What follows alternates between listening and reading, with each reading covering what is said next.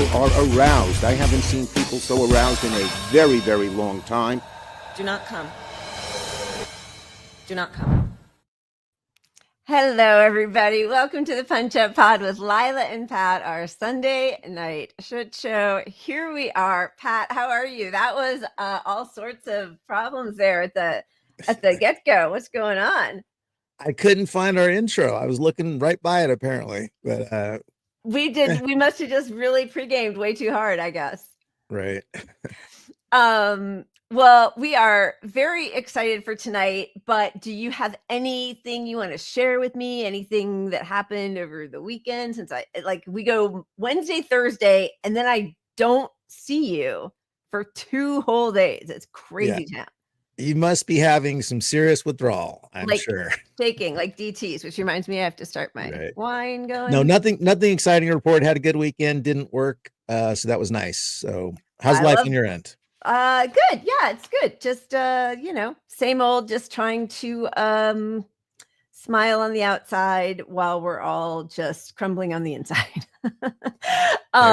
Just a reminder to everybody, please make sure to like and subscribe and smash that notification bell. We are going to get started because, the runs, you're right. That's ridiculous. It is not possible to pregame too hard. How else do we come to terms with our reality here? Coping skill. Coping mechanism, self-medication. We are very excited to have on this evening Anthony Aguilar, who's a retired United States Army Lieutenant Colonel and Special Forces officer who served for 25 years. This past summer, 2025, he became known as a whistleblower after making public allegations about operations at U.S. and Israeli-backed Gaza Humanitarian Foundation aid distribution sites in Gaza, where he worked as a security contractor. I think many people probably were first introduced to him when he was interviewed on BBC.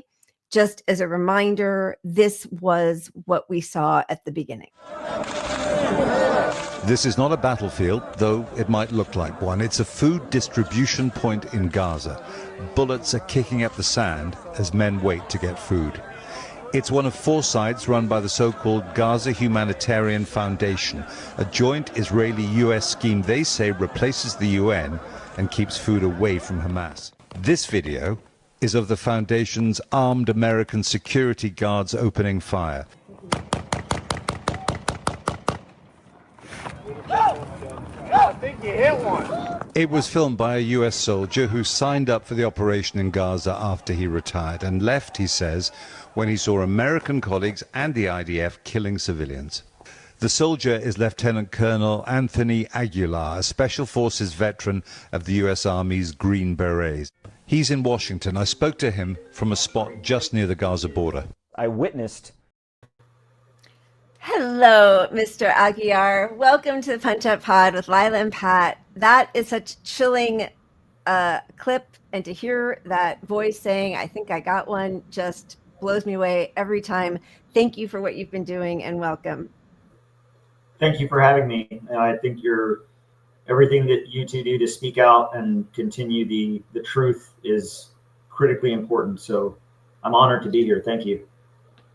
That's very kind. Thank you. I am shocked, actually, that after your revelations, but it seems like nothing makes a dent in any humanity and the people in power. But should we just start with that you so clearly have laid out the genocidal behavior and those food traps where thousands of people have now been slaughtered as they are coming for morsels of dried food that's not even really usable, and it seems not to have made any movement with the people in power. What do you feel about that?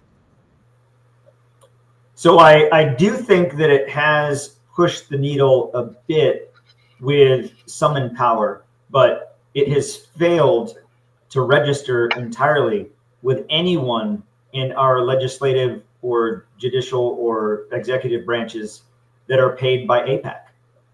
What I have come to realize in this journey is that What is happening is not about politics, ethnicity, religion, gender, culture. It is money and power. If you think about the views of the Zionists and the views of the GHF-backed Christian Zionist leadership, Zionism and Christian Zionism cannot coexist. Yet, here we see them as convenient bedfellows in the persecution of the Palestinians, which leads me to believe that it's not about religion. It's about power and money. And religion is being used as a way to manipulate the beliefs of all of us. And it's powerful. And what the world needs to wake up to, and especially Americans, is that this is a genocide. Do not try to call it by another name. By every measure of international law, the Geneva Conventions, international humanitarian laws and standards, law of armed conflict, laws of land warfare, this is a genocide. It is by design, and the United States government, through its funding and participation in this, through Gaza Humanitarian Foundation, through State Department dollars to the range of 60 million that have been put into this effort, the United States government is absolutely complicit in this genocide. We are turning the gas of the chamber, if you were to equate this to a World War II concentration camp scenario. We are, Uncle Sam is in the gas chamber turning the nozzle. And it's evil and it's wrong. And American people need to stand up and put a stop to it, because our leaders will not. Can you speak to, and I agree with everything you say 100%, especially the abuse of religion to manipulate people, and Zionism, the fact that we've got Christian fundamentalists supporting a Zionist project just doesn't make any sense, really. But can you speak to why you were brought over there in the first place, and what specific atrocities you witnessed firsthand or knew about, just to lay a little foundation for people? So, you know, I was not seeking adventure or money. I have no desires to be rich or run for politics or have a lot of friends. I'm very happy with my station in life. I just retired from 25 years of service in March. I took on a very easygoing part-time gig at Lowe's Garden Center, so I could, you know, kind of do my chi in the morning and ground myself to the earth and be happy. I was not looking for this type of employment. The UG Solutions, who is a subcontractor to the Gaza Humanitarian Foundation, called me on May 13th of 2025 and recruited me because they were specifically looking for individuals that had a special operations background that could operate, could perform in a risky, high risk, dangerous environment. And regardless of who's doing what, Gaza is a dangerous environment. At that point, I was not too informed of the current situation, other than I knew that the Israeli government put a stop to any UN aid through UNRWA going into the enclave, and that the United States, in coordination with the Israeli government through the Coordinating Office of the Governance in the Territories, COGAT, I would recommend everybody look them up and you'll see how evil this is, was hand in hand in making an attempt to feed starving people. So I kind of listed in my head when I got this call, okay, well, here's what I believe to be true. People are starving. Here's a fact. The UN aid is not allowed to go in. Not because they can't do it or because Hamas has infiltrated them, but because they can't. Israel controls what goes in and out. That Israel will allow this American mechanism to serve aid, to bring in food to starving people. I want to be a part of it. I have lived my entire adult life from the age of 17 until this past year in war, in risky, dangerous environments. I feel comfortable in an environment like that, so I felt that I could help. I went into this employment of this contract with the understanding of two things, at least to my perspective at the time, was that, one, the United States was a good faith actor in attempting to deliver humanitarian aid. Two, Israel would abide by the agreement in allowing the U.S. to be a good faith actor, to operate independently, unilaterally, neutrally, and to provide aid, to provide what is needed. that those were the assumptions that I went in with. Those assumptions were shattered very early on. And it then became clear to me, without question, without justification, without any explicable reason as to the contrary, why we were delivering so little food that only equated to one meal every 2 days, why we were delivering no water, why the aid sites had been set up and established in an active engagement area, a combat zone within Gaza. All of these things, in looking at it, isn't a bad plan.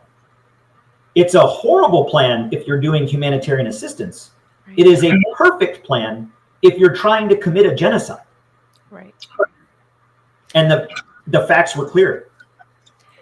So first of all, I love everything that you have said, and we've both watched you, I think probably many members of our audience, over the past few months as you've revealed more and more and been confronted with some of the lies from Boston Consulting Group, and there is a concerted effort to discredit you, which I think, you've provided your receipts and the reasons for, and laying out the reasons that you left and the rationale behind some of your correspondence with them. Between seeing the way former allies of yours turned on you and the way that some of the propaganda Hasbara that we were all told on October 7th, what happened on October 7th, both, which was almost entirely debunked, and genocidal atrocity propaganda in order to justify, not that it would, but to try to justify the genocide they knew they would commit. Has that, how do you feel looking now towards this organization that you've spent almost your whole adult life serving? That must be so dystopian for you. That's a great question, and it's deeply personal, and I'm absolutely happy to discuss it because it has been a revelation to me in that many of us, again, joined when I was 17. 9/11 happened. The whole narrative or the idea of, if we don't fight them there, will we fight them here? Yeah. And little by little, I went around. I don't know if you've ever seen the movie Spaceballs, when the guys are in the desert and the guy says, comb the desert, and they have the giant comb, and they're like, we ain't found shit. I felt that way in Iraq. Weapons of mass destruction, I've been here 4 times now. We ain't found nothing. Where are they? Right. I thought, well, they don't have any. I thought that's where we were here. Well, no, it's not actually. We're here for this. And you look at Afghanistan, and you look at Iraq, and you look at Syria, and you look at Tajikistan, and you look at even in the southern Philippines and the influence of the Great Zion Empire, that our leaders have influenced service members into lies to which leaders themselves, I think, don't even know the difference. And when you look at the conflicts that we've been in and why we were there, I think that the American people should demand accountability of our leaders, past and present. And when the sad thing is, and this goes back to my previous statement, that it isn't about religion or ideology, or you try to kill my dad, so I'm going to overthrow your country, or whatever the dynamic is to why we went into a war. The truth is that it's money, the military-industrial complex, and power. Yep. That is exactly what we are seeing in Gaza, in Palestine, in the West Bank, and in Gaza. Why would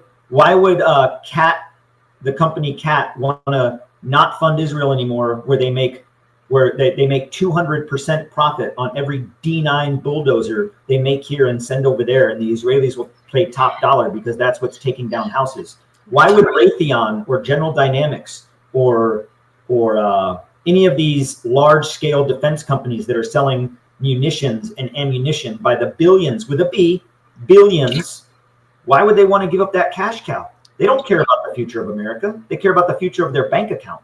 Most of them aren't even American. So when you look at these things and you start piecing it together, it becomes very clear that those in power want to maintain power. The rich want to get richer, and they will use every means at their disposal to include patriotism, religion, our beliefs, and tear at the moral fabric of our country in order to achieve those things. And what I will remind every American here listening, when we get pulled into another war, are their children going to fight in it? Do you think Barron is going to pick up a rifle? Do you think Eric or Don's kids are going to pick up weapons? Do you think Jared Kushner's kid's going to pick up a weapon? No, your kids will, and they'll die. And you'll get a lovely little flag folded up, given to you with a little, your country owes you a great debt. And it will be because rich and powerful people are dragging us into a war that they themselves will not fight, but they will pay for. That's the reality that I've come to learn. And man, did it hurt, because I did it for 25 years. I've handed out a lot of flags for a lot of dead soldiers that I served with, that I was in charge of. And it's a heavy weight to look at, but now I realize that I can't stand by as a bystander and let it continue to happen. I don't want your children, my children, the next generation fighting in a war that has no purpose, fighting in a war for someone else, dying for a Zionist view of the world. I can't stand by and allow that to happen if there's anything I can do about it. Amen. I was going to ask you, as you're bringing up the point about, the military industrial complex is behind, they're an ecosystem that depends on war to make money. And so what I see happening is, as the U.S. gradually extracts itself from the Palestinian war, I mean, we'll always have troops there, of course, and be the huge cash cow still, even in peace. But I don't think it's a coincidence that we're back to talking about rearming Ukraine and doubling down on that now, because look, they need to get their money somewhere, so there will always be a war, in my opinion. What are your thoughts on that? The name of the game in the military-industrial complex, and President Eisenhower, Supreme Allied Commander and President, warned us about this, warned us about the military-industrial complex. And that because after World War II, we geared up the American economy for war. I mean, we stopped building Ford trucks and we started building bombers. We stopped building, whatever, and started building it. And man, we were good at it. And a lot of people got rich. And President Eisenhower himself, who was in charge of that war, later came back and said, we must be cognizant of the military-industrial complex, of the cart leading the horse. We are now involved in a cycle, a very vicious and toxic cycle of constant war, whether it's in Ukraine, whether it's in Tajikistan, whether it's in Israel and Gaza, whether it's going to be in Yemen or the southern Philippines, or blowing up boats off the coast of Venezuela. We are always going to find a war to get into, because the people that really pull the strings, the people that are really in power, and it's not Donald Trump, I hate to tell you folks, he's just a puppet. They will ensure that we are in constant war. However, I have confidence that the American people, in enough numbers and a voice, can stand up against this. And we do not have to be the nation that has the Department of War. Pete Hegseth is a joke. And anybody, I will give some credit to those general officers sitting in that room in Marine Corps Station Quantico that didn't clap at his corny, stupid jokes. But what I will say they stopped short on, that I say shame on you cowards, is they didn't get up and walk out. Because as an officer, as a United States military officer, we do not take an oath to a king or a crown or a queen or a ring or a throne or a president or a Congress or a political party or a defense secretary. We take an oath to the Constitution. Things were said on that stage by our commander-in-chief and by our Secretary of the Department of War that are in contrast and violate the Constitution. That's right. The fact that one of those general officers didn't have the gall to stand up and say, "Sir, I'm out. Not going to support it." Yeah. And what do they have to lose? In their retirement, they will still make $300,000 a year in retirement. Right. What do they have to lose? But even them, in some respect, still want that power. Being a 4-star general, a 3-star general, a general officer, ooh, that taste of power. It's scary. Yeah, I'm shocked that they all sat there silently when there was the explicit demand to go against rules of engagement and the Constitution, in addition to the insulting and all of the sort of ridiculous clownery. You know, you said that you were just coming from a protest. I've seen many clips of you protesting with sorry, because I'm gonna forget her name, but Josephine Guilbeault, right? And you know, at the beginning of Trump's regime, there was, and you know, just so you sort of know where Pat and I, or I'll only speak for myself, but I think there's very little air between us politically. You know, I'm way to the left of Democrats. So I have as much contempt in me for the Biden administration as I do for the Trump administration for different reasons and all of that. But when the sort of glaring disregard for domestic law amped up even more under Trump at the beginning, there were these town halls, and it was fascinating for me to see law enforcement officers dragging military vets out of town halls, people saying, "I served this country and to protect our right to protest, to free speech, and you're dragging me out of a town hall with my representative." And at that time, I had a glimmer of hope that maybe the military, who is better trained and for longer than police officers and certainly ICE, would come to some kind of conflict with this, you know, domestic Gestapo that we have. How do you feel about it? I feel like a very enormous boomerang effect is happening, right? Like our cops that train with the IDF and the Little Gaza and the West Bank and all of that come back. They're using those tactics on our citizens and on military vets. Are you feeling that tension, or? I feel that tension in a way that the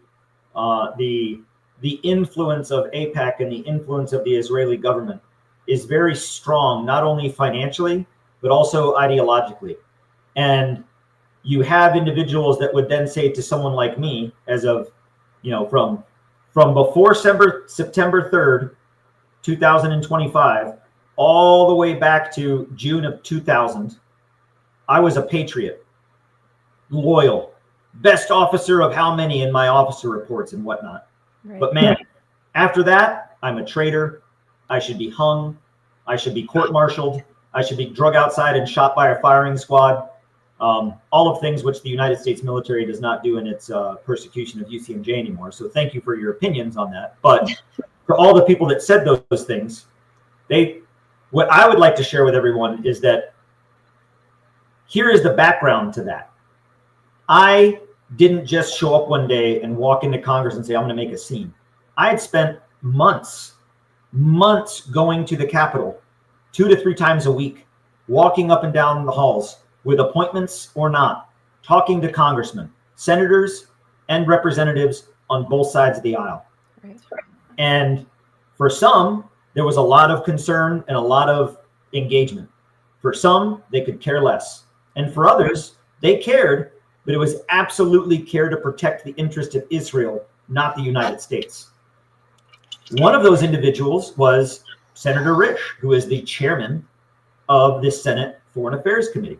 The Senate Foreign Affairs Committee, in terms of the legislative branch, is one that part determines who gets what money. Right.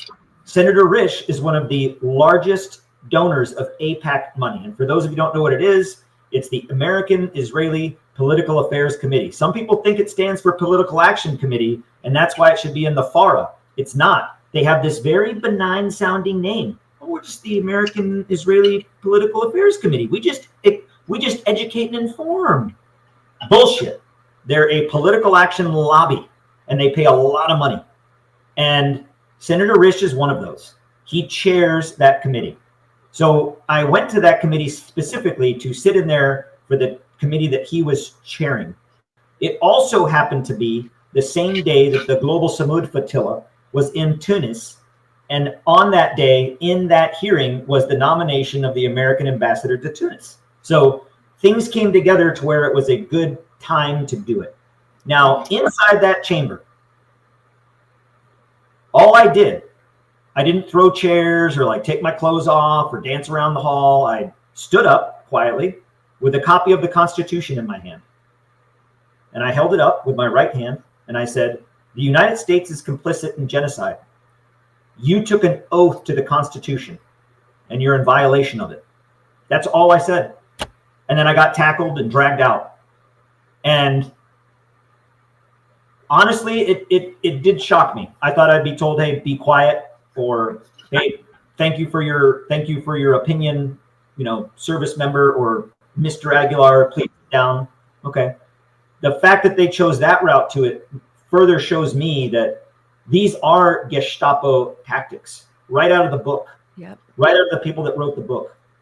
Quiet the truth, quiet those who have. It's like when the French soldiers returned from World War I and they were like, hey, France, you did us dirty.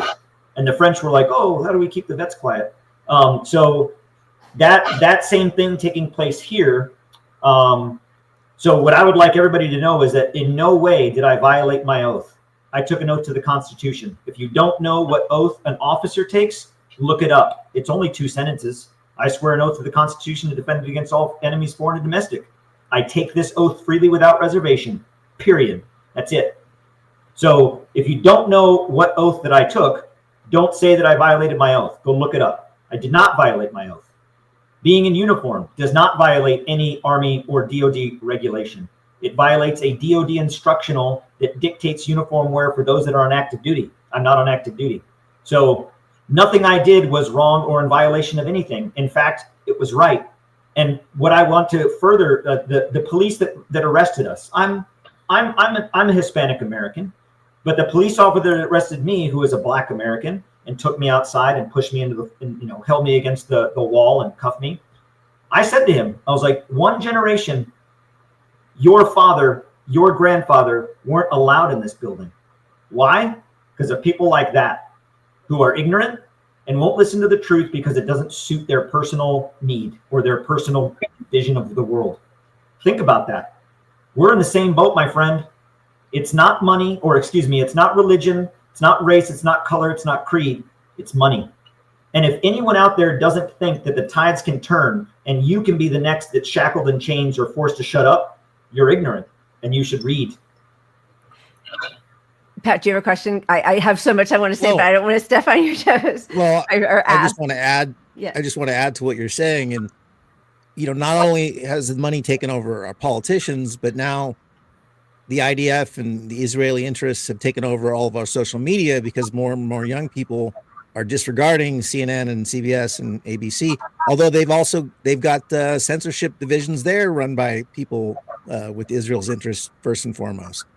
So we're really running out of safe places to discuss this. So it could happen to any of us. Like our podcast could get pulled off the air because somebody on YouTube is an AI bot, that's run by Palantir, for example, could be studying what we're saying and picking up on something that sounds anti-American, for example.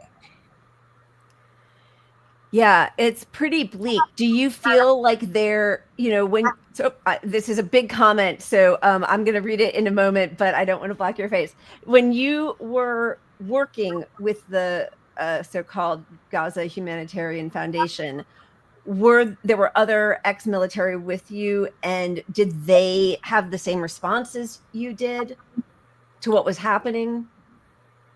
So a lot of while working for UG Solutions as the armed security component in Gaza, I was not the first to resign.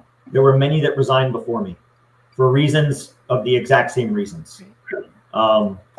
There were others that resigned after I left. So I was not the only one. But what I will say further to that is that what's really interesting to me now, it was interesting to me then, but it's interesting to me now, is that more so now, is that yes, a lot of veterans were hired by UG Solutions, not exclusively veterans, but a lot of veterans. Right. When we got into Israel, we landed in Tel Aviv at Ben Gurion Airport. We were held up for hours getting all of our luggage and everything, and then they put us in these charter buses, and the next day when they put us back on charter buses to take us back to this hotel to get a briefing, they took us to Sderot. Sderot is the location, the hillside just outside of the eastern corner of Gaza, outside of Beit Hanun, which is where the offensive is going on right now, actually. And this hilltop, many of you have probably seen it. It's been in social media, it's been on the news. On this hilltop, you can picnic there. There's vending machines. Yeah. There's an overlook that they've cleared so you can see Gaza City. And they even have those large binoculars, like the ones you'd see on top of the Empire State Building, where you can see. And they have like one of those little board setups, like at the fun park, where you can like put your face in like the surfer and get a picture. It's a tourist attraction to watch the bombing of Gaza City. And they took us there. And this Israeli officer, an IDF officer who was assigned under what I mentioned, Kogat, because Kogat is under the Ministry of Defense. Okay. This officer was there, and he was talking to us about the bombing campaign, and it's successful, that soon all of this would be ours, meaning him talking about it. And so me being the dumb kid in class, I raised my hand. I'm like, I thought we were going to be feeding people. Like, that doesn't. We're going to own all of this and we're going to kill everybody. That doesn't jive with feeding. I mean, did I miss the memo? What am I missing? And he was like, well, we are going to feed them because your government insists on it, but we don't think that we should be feeding our enemies. And I was like, oh, interesting data point. Okay, well that's a puzzle piece. Okay, interesting. But then I also noticed that a lot of the other contractors, because I didn't know any of them until we really got into Israel. They all had either on their forearms or their biceps or their shins or their calves, some of them blazoned across their chest or back, this infidels tattoo, Crusader shield, infidels, 1095, First Crusades, and kafir, which is infidel in Arabic, like our Secretary of War has on his forearm. And I was like, did I miss the tattoo station? How do all of you have the same tattoo? Like, man, I missed a lot in the prep here. I didn't get the memo about genocide, and I didn't get the memo about the racist tattoos. Like, so I then discovered that the majority of the population of the folks that were hired directly for this contract, they were recruited directly from the Infidels Motorcycle Club. They hired the national chapter president, bingo.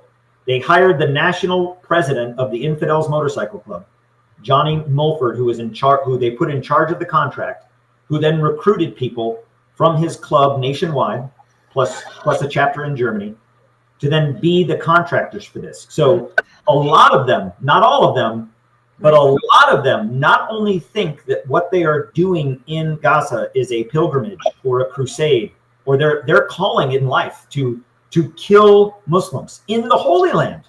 To kill Muslims in the Holy Land is it's like they would die and be happy. They all go to Jerusalem and get this a tattoo that they all get, and they all they're all it's like a boy band, but like a lot worse. Yeah. And this mindset, and I was like, what is this infidels? What is this? And I look it up. In order to be a member of the Infidels Motorcycle Club, 1, you have to have served in the military. 2, you have to own an American motorcycle. 3, you cannot be in any law enforcement position that gives you arrest authority. Man, those are some pretty high ideals. But their charter is more disturbing. Their charter as an organization is to fight jihad globally and to eliminate all Muslims from the earth. That's who Israel hired to serve food to Palestinians.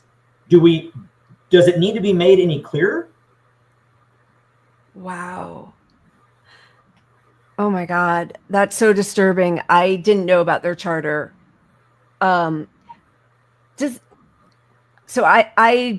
and I'm not trying to judge or anything, but, on October 8th, we talk about this all the time. I heard Norman Finkelstein say, I do not condemn Hamas. They are fighting for their liberation. And yes, horrific things happened on that day, but horrific things happened on October 6th also that we don't talk about. As we know, 2023 was already the deadliest year for Palestinians killed by Israel in the West Bank. And so, there is this, do you condemn Hamas, the recall constantly to October 7th, and the designation as terrorists of people who are fighting against the most powerful military in the world, backing the IDF.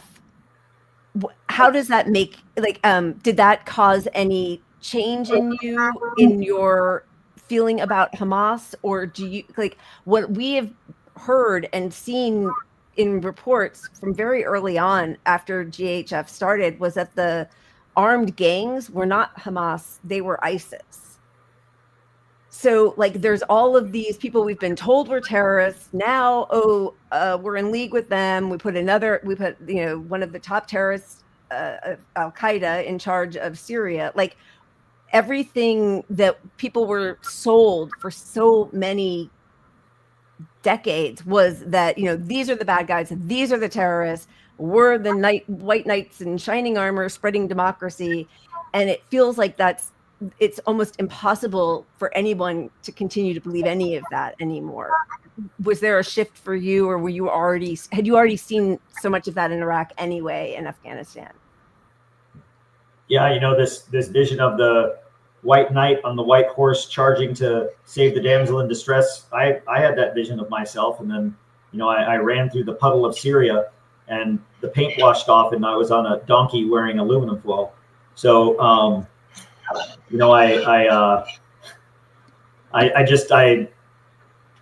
it's such a powerful narrative, and I think that to dissect the first part of your question with October 7th, well, October 6th, October 5th, October 4th, and years before that were far, far, far worse. Now, what I will say is that I do condemn violence, believe it or not. The military, as long as that, I condemn violence. I condemn any targeting of civilians or non-combatants. However, what I will say in regards to Hamas, if Israel can have a defense force, well, then the Palestinians should be allowed to have a defense force. Yeah. This whole conversation about Palestinian statehood and if we're going to recognize them or not, that is such malarkey. They already exist. Yeah. They exist before, and they have a right to exist now. Yes. Great colonial imperial powers of the past saying, "Oh, you can exist." If I were a Palestinian, I'd be like, we do exist. Yeah. Were you gonna not make us exist? Why is that even a question? Why are we even questioning it? Yeah. So when you think about Gaza, especially in Gaza, let's just talk about Gaza for a minute. Okay. We've been under occupation by land, sea, and air in every aspect. They have been occupied militarily on the ground in their land. Yep. At what point do you push someone enough to where enough is enough and they don't have a choice because they see that they are being eradicated day by day with the dropping of bombs or the starvation? The Israelis even have a term, mowing the grass. Right. Every few years go in and bomb or put them on a diet where they limit the food going in. Smotrich and Netanyahu have said these things. Yeah. This is, I didn't get this out of the National Enquirer. No, I know. So when you look at these things, it's like, well, why, it goes back to the old saying that, one man's patriot is another, or one man's freedom fighter is another man's terrorist. Yeah. You could take a lot of those same characteristics and apply them to us in the 1770 through 1776. And a lot of it would apply, but oh no. Yeah. If it's against them, well, then now they're terrorists. And what I would say further is that Israel is not an ally. We say that all the time. Yeah. Israel is not an ally. Diplomatically, they are not classified as an ally. They are a close partner. They are not part of any alliance that the United States is a part of. The United Nations is not an alliance. NATO, other alliances, they're not a part of any of those alliances. They are a rogue nation who at this point has demonstrated behavior in attacking every country that shares a border with them. They're like the worst neighbor in the neighborhood. Horrific. I mean, it's a lunatic nation. Seven wars. I mean, they're just bombing everybody around them and then say we're in a rough neighborhood. Like, how will they ever have peace? They will never have peace. And even if they exterminate Hamas, there will be other people. People want to fight for their liberation. It doesn't matter what you call them. There will be another group that is fighting for liberation. And also, I do just want to make the point that, when October 7th happened, that Nova Festival was not supposed to be there. That was not where it had been. The registration for that land had already ended. They allowed them to extend. Yeah. And, as much as they'll say, we have to, the IDF will say we have to kill all of these people because they are somehow related to somebody who's in Hamas, which could just be like the municipal governing Hamas, not the militant or the armed resistance. Every single Israeli has to, except for the Hasidic, have to enlist in the army. So they are all, they truly are all militants at one point. I understand that when you're not actively in combat, but like to look at a child who's the son of a garbage collector in the Hamas government and label him a future terrorist, if you use that same logic, then anybody who's 18 or above in Israel has actually already been or is part of the IDF, right? So, I mean, that kind of logic will never see peace if everybody is just a target. Well, furthermore, what I would say that this is something that kind of, I almost just started a checklist of the protocols of the Geneva Convention and everything that was being violated. And one of the questions I had asked in that question of, then they'll all starve, was that, they're not all Hamas. No, they're all Hamas. Oh, classifying the entire population as the enemy. Let me see. Oh, let me look. Oh, that violates the Geneva Convention. It actually says it. Yeah. You cannot characterize and identify the entire population as the enemy in a conflict and then target them. So it says it. Yep. There's a rule about it. Like, we had to make a rule about that. So look, I was like, man, that's another tick of the war crimes. And yep.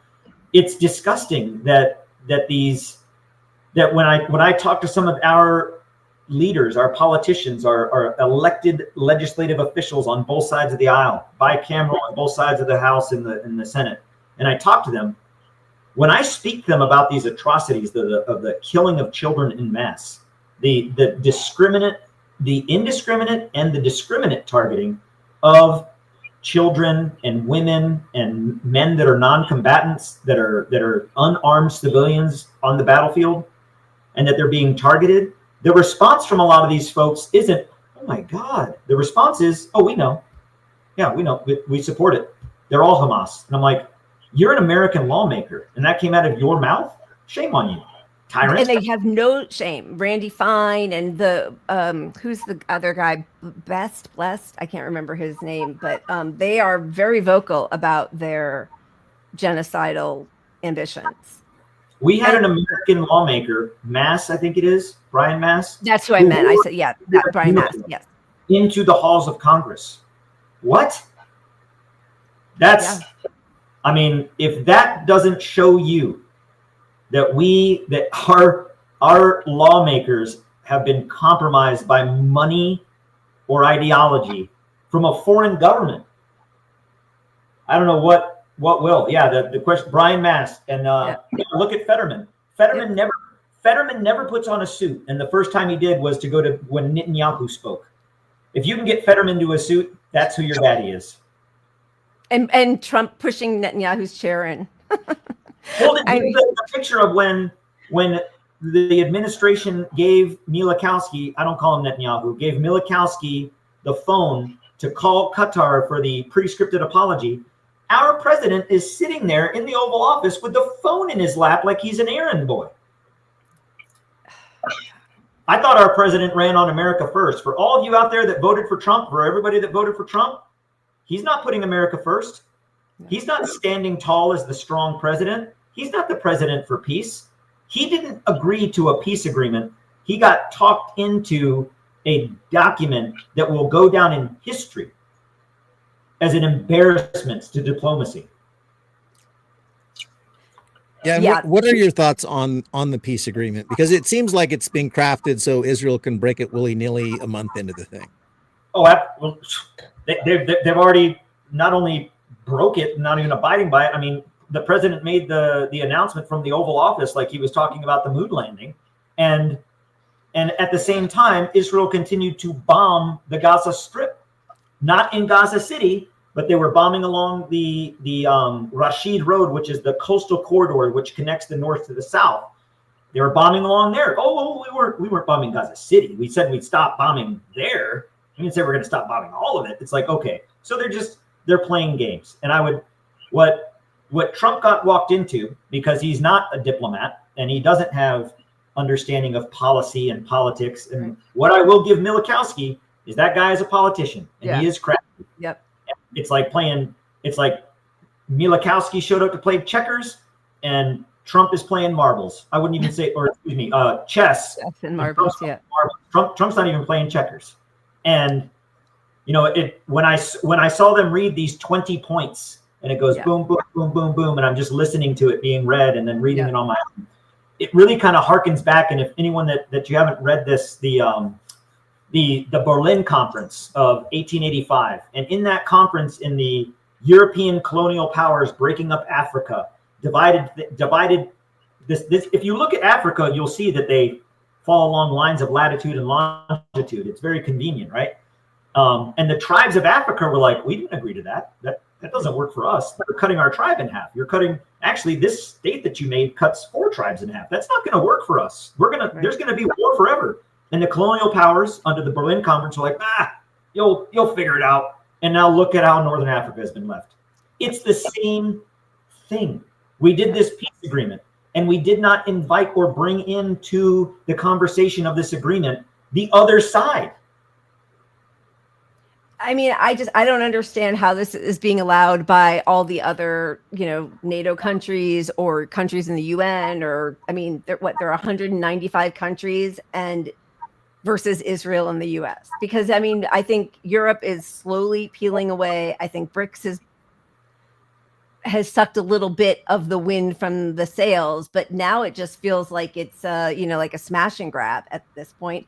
But also, I'm curious, when Israelis are on that ledge overlooking the devastation and rubble of Gaza, I mean, obviously it doesn't affect them on an emotional level of their humanity or the slaughter that their nation is doing to a whole group of people.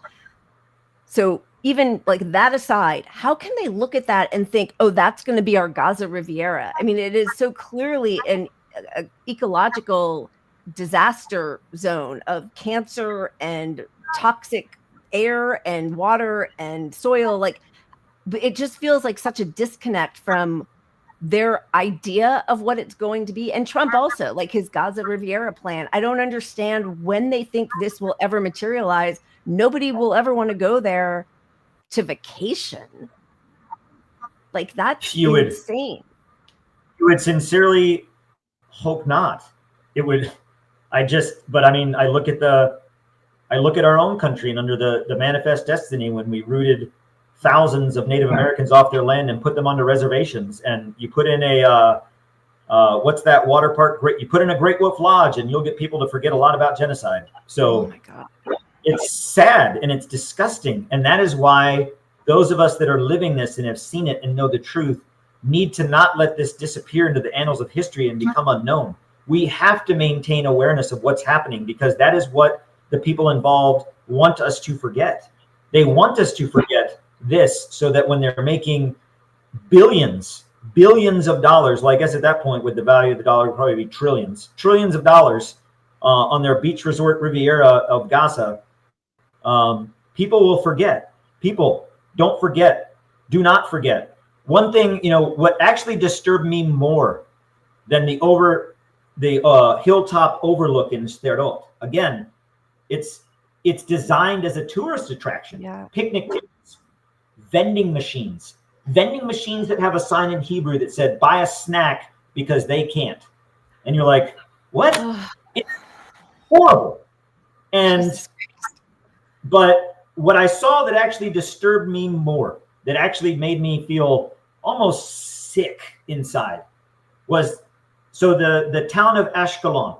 So on the Mediterranean, you've got Tel Aviv, a little bit further south, you've got Ashdod, and a little bit further south, you've got Ashkelon. And Ashkelon is the city that borders Gaza. Ashkelon used to be part of the greater, or the, what was even the now 1948 line of what is now Palestine. It's been pushed in over the years.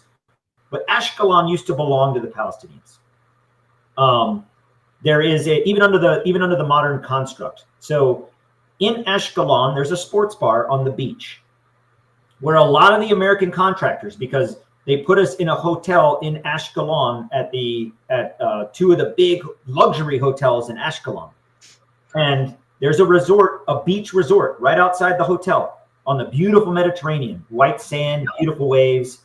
There's a sports bar that when you go into this sports bar, just like you would in America, and you see the football game or the baseball game or whatever, they have televisions connected to the cameras that overwatch into Gaza City, where you can sit in this sports bar and watch the TV and see children being bombed, or children sweeping up water out of a puddle to drink, or people being blown up, or people starving, or a rubble building, and as the smoke clears, you see bodies hanging out of it, and people sit there and say things like, yeah, you know, no, they cheer it on like they're watching something in the Hunger Games.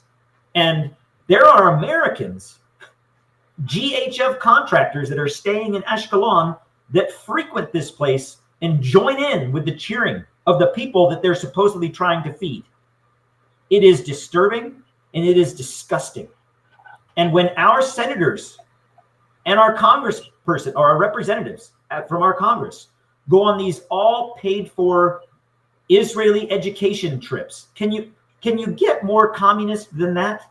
These re-education trips where they take them to Israel, they take them to Sterdot, they take them to this sports bar, they take them to Kibbutz Be'eri where they spill the lies. And I went to Kibbutz Be'eri, and when I was there, I looked at it and I was like, the bullet holes in this wall don't look like they came from an AK-47. And last time I checked, Hamas didn't have 30 millimeter cannons. This is 30 millimeter fire from an Apache or from an Abrams, and they don't have Abrams or Apaches, but you do.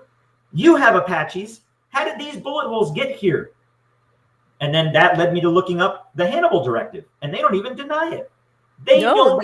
It's been all over Israeli media. Somehow it's not made it to, I mean, yes, to like Gray Zone and Electric Intifada and, you know, Drop Point, but not to, or Drop Site, I always get that. But like, they have not covered that in legacy media or corporate media at all. And they admit it. More Israelis died at the hands of Israeli soldiers than they did from Hamas. And that's a fact. Yes. That is a fact. I mean, that Israel doesn't even deny it. And when confronted, well, yes, we had the Hannibal Directive because we didn't want these evil barbarians to take our people hostage. So you killed them? Like, what kind of world do we live in where we all sit back and buy that?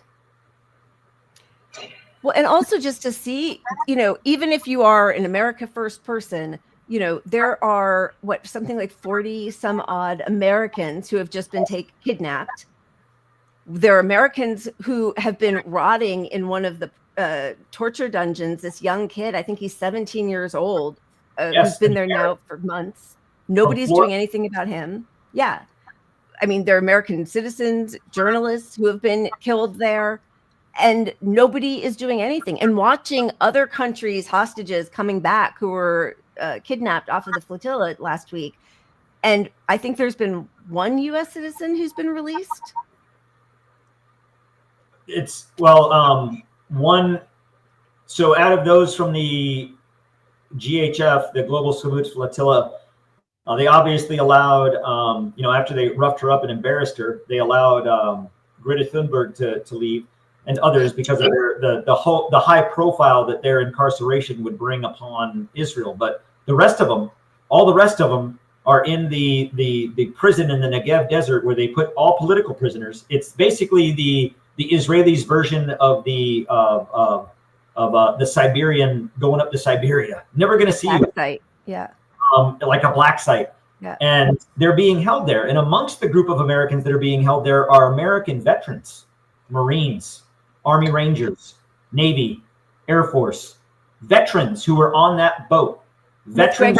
Greg Stoker, that boat, the one that Greg Stoker was on, was almost entirely veterans. Is that correct? I think, right? Yes. Greg Stoker was one of them. There were many others. And so, you know, the United States mission to Israel, and I say the State Department mission as in the consulate, the consular affairs, and the embassy, haven't made a peep, haven't even gone to visit. And yet Ben-Gvir did a tour yesterday where he walked through the prison, parading it around, saying this is what happens when you break the law. This is what happens to terrorists. He's calling a humanitarian aid flotilla, which the ICC and the ICJ, the International Committee, the United Nations have said that anything going in to bring humanitarian aid can't be blocked or stopped. They had no weapons. They weren't fighters. They weren't military. They didn't have anything that was in any way offensive or hostile. They were delivering aid, and we, you know, it saddens me that the United States sat by. It's Go ahead, truly horrifying. Well, I Sorry. was just going to say, you know, clearly they have no right in international waters to board any ship. Just pirates. They're just like hooligans. They weren't even in their, though, illegally declared security zone, which they've now just arbitrarily named. Right. They weren't even outside of that. Yep. So I guess now does Israel just control the entire Mediterranean Ocean? Are we? Because basically that's the standard we're setting, that they can. We're out of rules. They can bomb. They can bomb their neighbors. They can do whatever they want on the high seas. Assassinate negotiators, people they're supposed to negotiate with. I mean, it's like pretty soon we're gonna send up a moon mission to replace the American flag with the Israeli flag and change the narrative that Israel went to the moon first. Yeah, it's pretty bleak. It is pretty bleak, and I think there's really nothing positive, but I think most Americans now see that there is no international rules-based order that the global South has known for, centuries. Great point. So I think, in that regard, I think it's opening up a lot of people's minds, which of course is why there's this huge crackdown even more on freedom of speech. We said we were going to keep you for 45 minutes. It's been an hour. Is there anything else you'd like to share with us? We're so thrilled that you've come. As long as you want me. I love this platform. I love talking to you too. It's an important. So yeah, say, what was that again? Is there anything else I wanted to say? I don't think you are on social media. Where can people find you? I see you're doing a lot of media, guest spots, which are so informative, and you speak so well about something so horrific, and you lay it out so clearly. So thank you. Well, I being there and having touched it, observed it, smelled it, looked these children in the eyes, these mothers in the eyes, these fathers in the eyes, to see a father, I'm a father, to see a father carrying their dead child who starved to death, and they look at you, and you look at them in the eyes, and you see that was the love of his life. That was his future. And you take that from a father or a mother or just any human being, but you look at that and as a father and you see that, and you have to describe it clearly. So a couple things coming when I first got back from Gaza, it was not my intent to do media. I went to the Capitol and I spoke to Senator Van Hollen and Senator Welch and Senator Saunders and some others, and they did some interviews with me. And before they released them, they said, we want to make sure you want to go with media. So I called my wife. My wife is a retired Army officer. She served for many, many years in the 82nd Airborne. She's a combat veteran. And I asked her, about this, and she said, you have to go to the media. You have to be a voice for these people. The pictures you've showed me, the videos you showed me, the stories you've told me. You have fought in Syria and Iraq and Afghanistan, and never have you been as disturbed as you are from this. You have to tell the world, and you have to give them a voice. And I said, okay, well, I'll do it, but I'm going to do it anonymously. And when I said that, there was some silence on the other end. And I was like, honey, are you still there? And she said, if you don't take ownership of this and go forward with your name, you're a coward. And I didn't marry a coward. And if you're going to, you need to speak out on this, and you need to put your name against it. And I said, oh, well, people might make fun of me, or people trash me on social media, or, you know, this so-and-so may not like me anymore. And she was like, you are a child.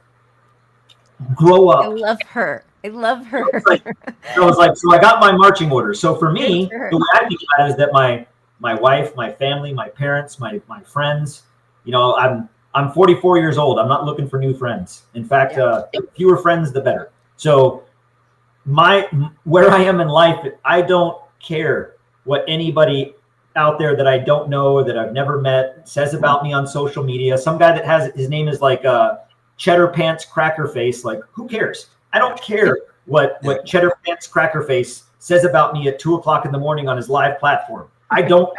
So like when people say like, oh, so-and-so said something, I'm like, who? Oh, well, we don't know, somebody. Okay, well, guess what? Zero F's given. I don't care. What I do care about is my soul and the truth. And I know that one day, soon, not 20 to 30 years from now, someday, soon, the world will say that this was always wrong. The world will say that we always stood against this. Yeah. And there will be those that have, and there will be those that haven't. Yeah. One day, our children, my son, will look in the history books, just like I looked at the history books of World War II, and they'll say, what about this and what about that? And then he'll say, because I was gone for a significant period of time, weren't you there, Dad? Why didn't you say anything? Why didn't you stand up for them? It's wrong. I have a choice. Future me has a choice. I can look my child, my son, just as that man was carrying his dead child in his arms, the love of my life, my children, and look at him and I can say, well, it's complicated. Or I can say, well, you know, that it was the right thing to do. Hamas, use their excuse. Right. Or I can look at my face and I say, I stood up for what's right, whether it was popular or not. And that's exactly what I want you to do one day, son, regardless of what it may be. Stand up for what's right, not for what's popular, not what's going to make you rich, not what's going to make you, you know, give you a million friends on social media. Right. Do it because it's the right thing to do, and you can look yourself in the mirror. I'll say that to my son, and that's far more important to me than what anybody has to smear or say anything to me about I'm lying or this and that. Okay, I was there. I saw it with these eyes. I smelled it with this nose. I touched it with these hands. I know what the truth is. I just want to say that, you know, it's so important what you're doing, for one, because it comes from a military perspective, but also that there's no media over there that could tell this story. We should have demanded a media presence from the jump, and a lot of these stories it wouldn't rely on you having to be a whistleblower at this point. I'm sorry, I'm just going to put the caveat in, which I know you also agree with, but there should be international media. There was media there, and Israel killed almost all of them. Like there are, I know you know that, I know, but I just we are seeing fewer and fewer videos and reports coming out of Gaza now, because Israel's killed over 270 journalists. You know, Mohammed Salama, reporter, freelance for the Associated Press, but also a staff reporter for the Middle Eastern Eye, was killed on the 25th of August at the Nasser Hospital double tap incident. Right. He was the reporter who was standing on the balcony when that first tank round hit, and it killed him and another reporter.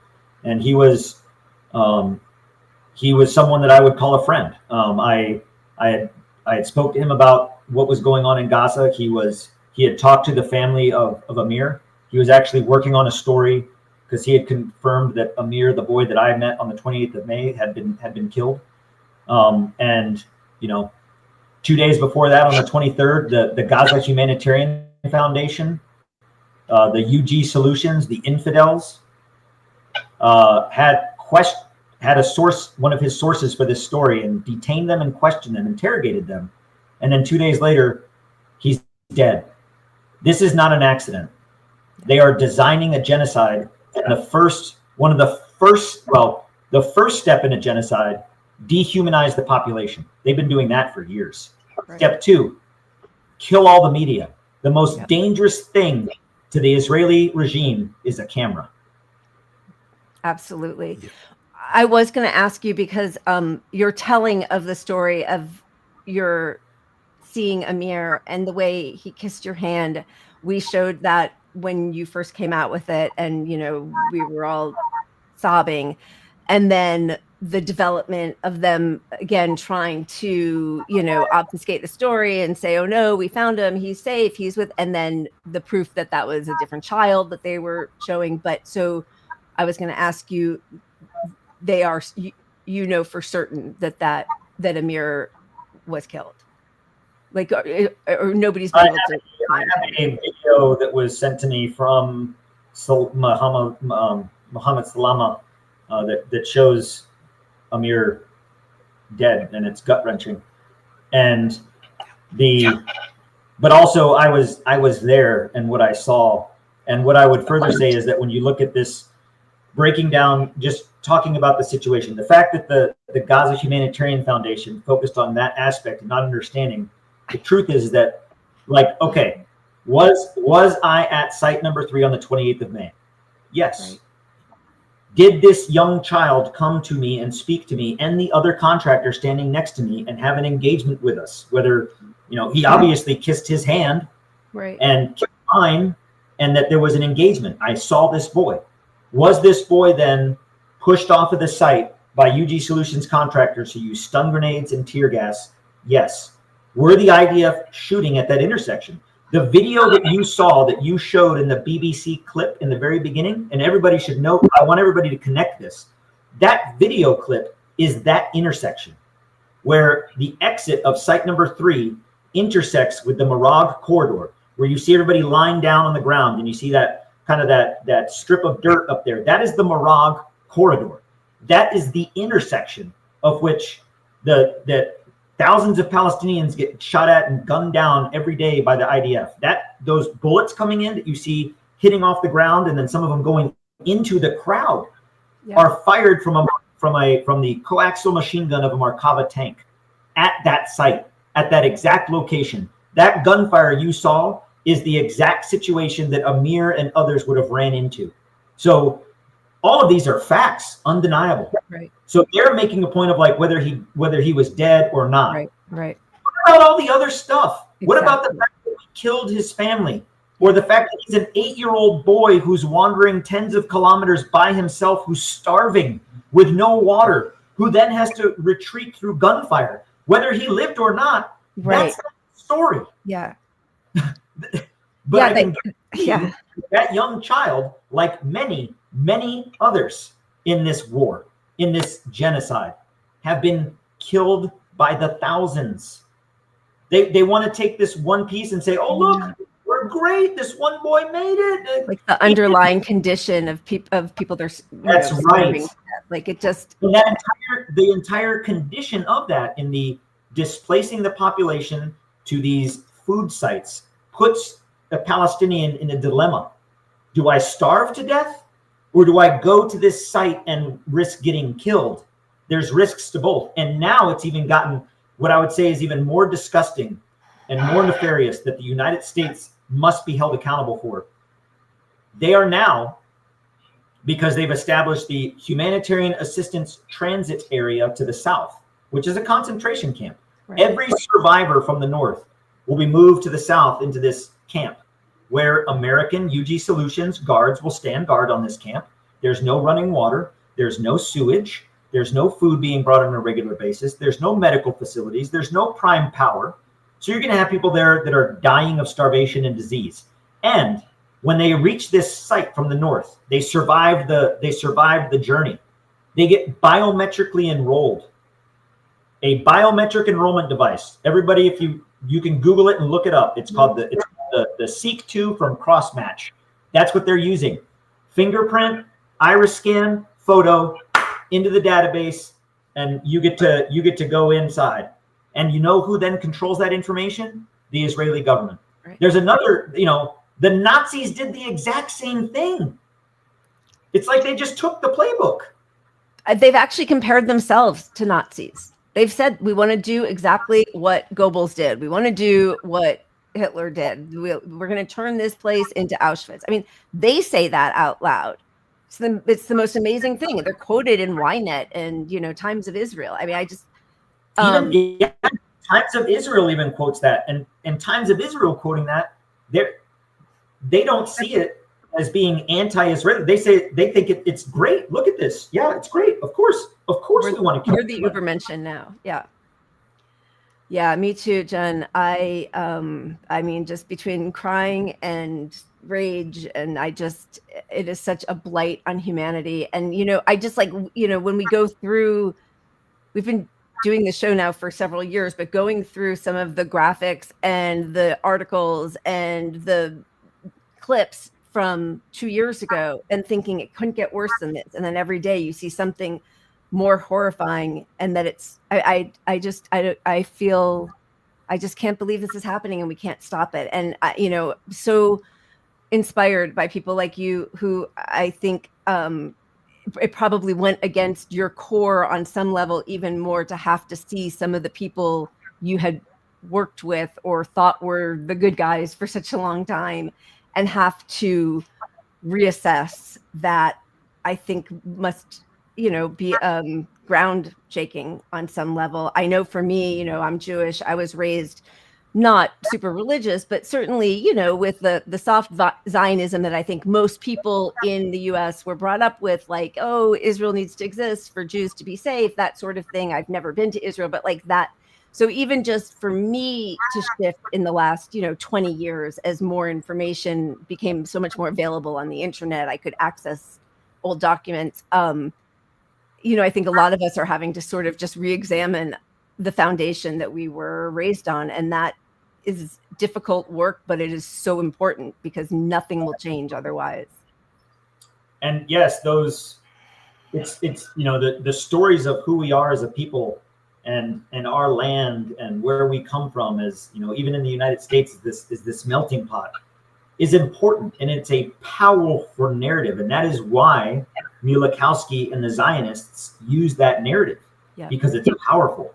But what people need to remember and realize is that Zionism is not Judaism. No, the future of Israel cannot exist in a Zionist worldview. And for every American, to the Mike Huckabees and to the Johnny Moores and everyone else who are proclaimed, I'm not giving them this title. They self-identify as Christian Zionists. Well, if you read the book on Christian Zionism and you get to the end on how it ends, and you read the book on Zionism and you get to the end and how it ends, those two can't coexist. At some point, there's going to be a Zionist and a Christian Zionist sitting in a room. It's like, well, we're both at this point. One of us has got to go. They're incompatible. It's irrational to use that argument in either case. And wake up. It isn't about Christianity or Judaism or even Islam. It's about money and power. Yep. Do you think Donald Trump gives 2 cents about Zionism or Christian Zionism? I guarantee you, I'm almost certain. In fact, I put a paycheck on it, that if I were to sit in the Oval Office and I brought in a map with none of his little advisors sitting next to him that had no labels on it and asked him to point out Israel, that he probably couldn't. I think you're probably right. I think you're right. Pat, do you have any more questions before we let Anthony go? No, not really. I mean, I appreciate everything you've done. It's really instructive. I think, hearing from you, what we're not hearing from our media is really important. And you're sharing your story is powerful, and couldn't thank you more for coming on here. Really, thank you. I thank you all for your time. I think platforms such as this are vitally important in our times, that voices of truth that aren't manipulated or bought off by others. what you do is brave, and I commend you and thank you. Well, thank you, sir. Truly to you. And so where can people find you? Or should we just, I don't think you're on social media. Are we looking just at your different action events and media appearances? Or I guess where's the best with place? action events and media, I don't have any social media, just Smart. primarily Smart. I know myself, and I know Yeah. if I haven't, that I'll become like pulled into that and trying to like disprove everybody out there, and it would be pointless. I guess I can give everybody my MySpace account. Well, we will keep an eye. Please, you are welcome back anytime. This was such a brilliant conversation. We really appreciate it, and we will continue to pull clips from your other appearances and share here. Everybody is just sending you their love and support and gratitude, and thank you. We've really loved this discussion with you. Thank you. Stay safe. That's the other thing. We're all very worried. Stay safe. Yeah, I'll be up in DC tomorrow. I'll leave tomorrow afternoon. I'll be up in DC, and for October 7th, I'm going to be protesting at the Capitol. I'm going to be reading from my favorite book. It's called The Constitution. I'm going to be reading excerpts of the Constitution on the steps of the Capitol, and if they arrest me for that, whoo, man, we are in a bad place. Well, stay safe. We'll be crossing all of our fingers and toes for you. Thank you. Thank you so much. Have a wonderful night. Thanks for coming on. Thank you, sir. Oh, appreciate it. Thank you so much. Cheers. Thank you. Yep. Oh my God, that was really amazing and so heavy. And that bar, oh my God. The bar, and over the lookout, here's some food because they can't have it down there. The vending machine. It just shows the lack of humanity. It's just, it's programmed into them. Okay. Well, cheers to him. That was wonderful. Should we do a little bit of a shift? Let's do a cheers. Let's do a cheers, and then that'll get us back, and we'll spin the wheel, have some fun, and then get back to the heavy stuff. All right. Sounds good. So our cheers is where we got? Who are we cheersing for today? Oh yeah. Okay. She is, wait a second. Her name is Carsey Blanton. She is a singer. And she has this great song, which is a song to Luigi, which we'll see. But what we realized today is she is another US citizen who was kidnapped from one of the flotillas. So we hadn't realized that until today. So Carsey Blanton, singer. One morning in Manhattan, young Luigi Mangione pulled a hit and run with the ghost of a gun. The workaday commuters passing through Midtown beheld an unrepentant psychopathic killer lying dead on the ground. Everybody's got a limit. You can bet your life on that. Just another handsome cynic till the minute that he snapped. Benito Mussolini at the Piazza Campidoglio 1926 opened up his bag of tricks. Along comes Violet Gibson in her raggedy clothes, and then an unrepentant psychopathic killer lost the tip of his nose. Everybody's got a limit. You can bet your life on that. Pretty head with nothing in it till the minute that she snapped. Everybody's got a limit. You can bet your life on that. You can fool us every minute till the minute that we snap.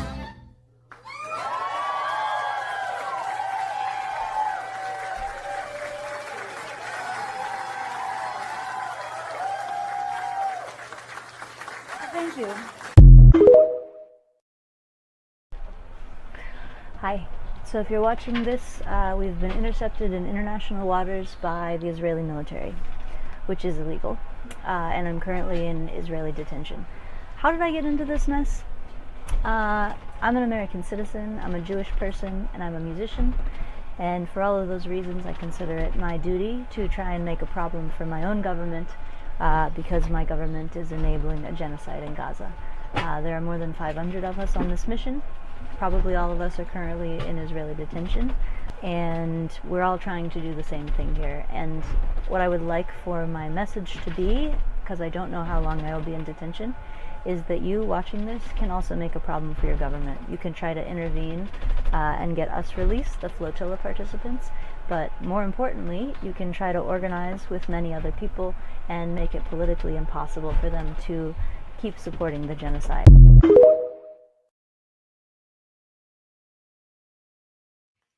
Pretty fantastic. Cheers to her. I hope she's safe. I can't remember who put it in. I think Kitty wrote that she saw that Greta Thunberg is on her way to being released tomorrow. I'm scrolling back because there was a lot happening when whoever wrote that, but that's good news. I don't know how many other people are. We were keeping track of it all day and I hadn't seen that. So I'm, sounds like things are moving. And there are reports that they made her that she has been somewhat abused, beaten, made to kiss the Israeli flag, for example. Yeah, I mean, we'll get some more info on that. Yeah, we have some. We have some of the video and the documentation of that that we can get to. But we wanted to just thank you, Kimmy. Thank you for your super chat, and Anthony Aguilar was on when you did, so we don't want to interrupt. But thank you. You're a true hero. Thank you so much for speaking truth to power, solidarity, and thank you, Kimmy, for your super chat. And yes, solidarity to a true hero. All right. Are we doing it? I need a refill. For sure. Okay, one second. Here we go. Okay. Yeah, baby. I'm just calling an audible, whether or not. Okay, it's a good thing. I'm ready with my That was awesome. loud. Here's a little spoof on Congress. I love watching your TikTok, which is next level. Clearly, that's expressed by my 13-year-old son. No! God, please, no!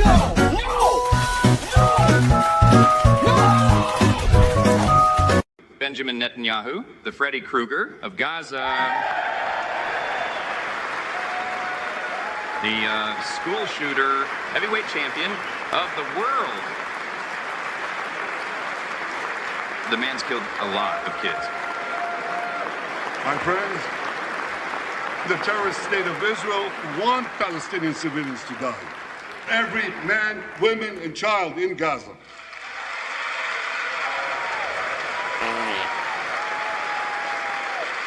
Israel's soldiers are deliberately targeting civilians. They fire rockets at schools, hospitals, mosques.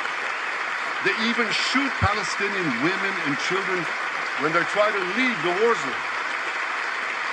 Israel is deliberately starving the people of Gaza, all of them. We win, they lose.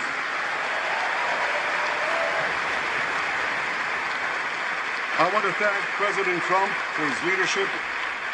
I thank President Biden for the bombs and for being, as he says, a proud Zionist. Actually, he says a proud Irish-American Zionist.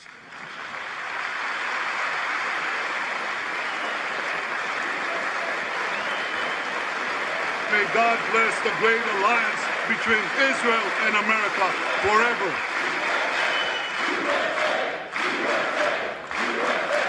USA, how many kids did we kill today?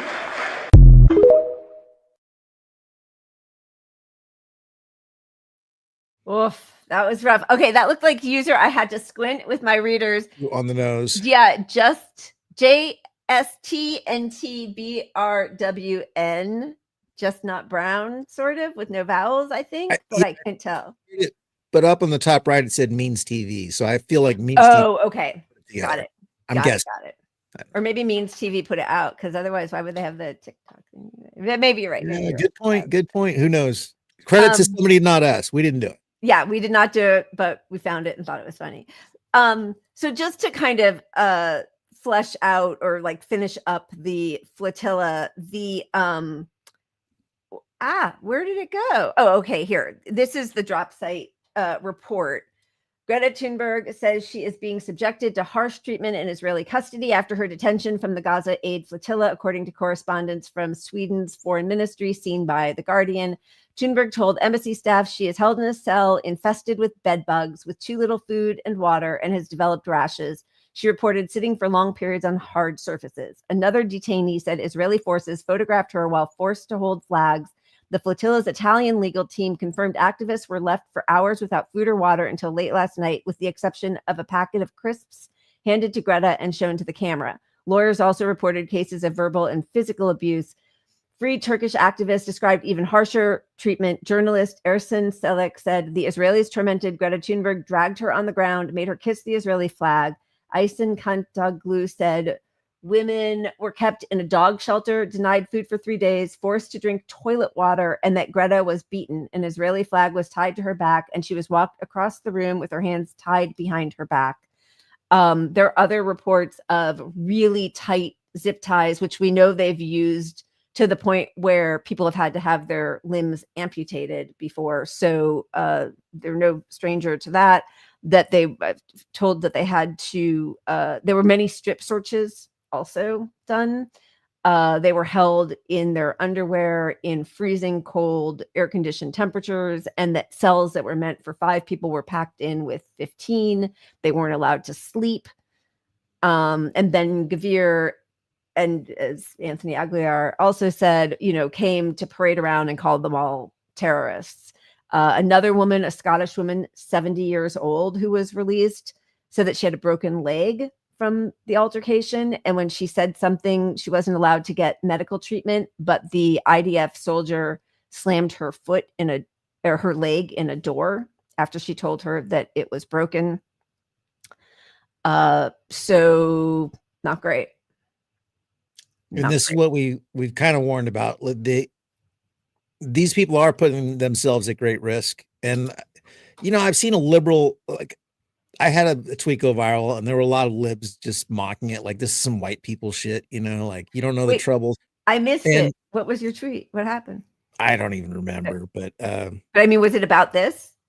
About the It was about the flotilla. Yeah. And they were, libs were coming criticizing the flotilla like this is a PR stunt kind of thing. Oh my it's God. No, this is really important because it's all eyes on Gaza for a reason, because we need this in people's attention span. Right. And this can get some attention from media that doesn't want to cover it. And they've barely covered it. Don't get me wrong. Fuckers. Almost not at all. And again, there are Americans there. You would think that our government would be doing something. This is Susan, thank you, sent us this, and she mentioned it on what's today? Today's Sunday, on Thursday. So this is Nadia Milleron, who's running for Congress in Massachusetts. Her 2 sons were on one of the flotillas. They have been taken hostage. And so she put out these graphics for how to get in touch with the task force on American hostages and Americans wrongfully detained abroad to ensure the immediate and safe release of 22 Americans who were kidnapped by Israel. I thought there were more, but okay. 2 of which are her sons, Tor and Adnan. These are the numbers. Just if anybody wants to take a quick, but these are the ones who are on that task force. But then, yes, you can also get in touch. I mean, I've seen tweets being put out by Ayanna Pressley and Van Hollen, and then there's also, the only one I've seen was Ro Khanna, actually, who's, I have strongly worded, not the best things to say about Ro Khanna, but to his credit, at least he's one of the people fighting for his California's constituents. Right. Be released, which all these representatives should be doing. Yeah.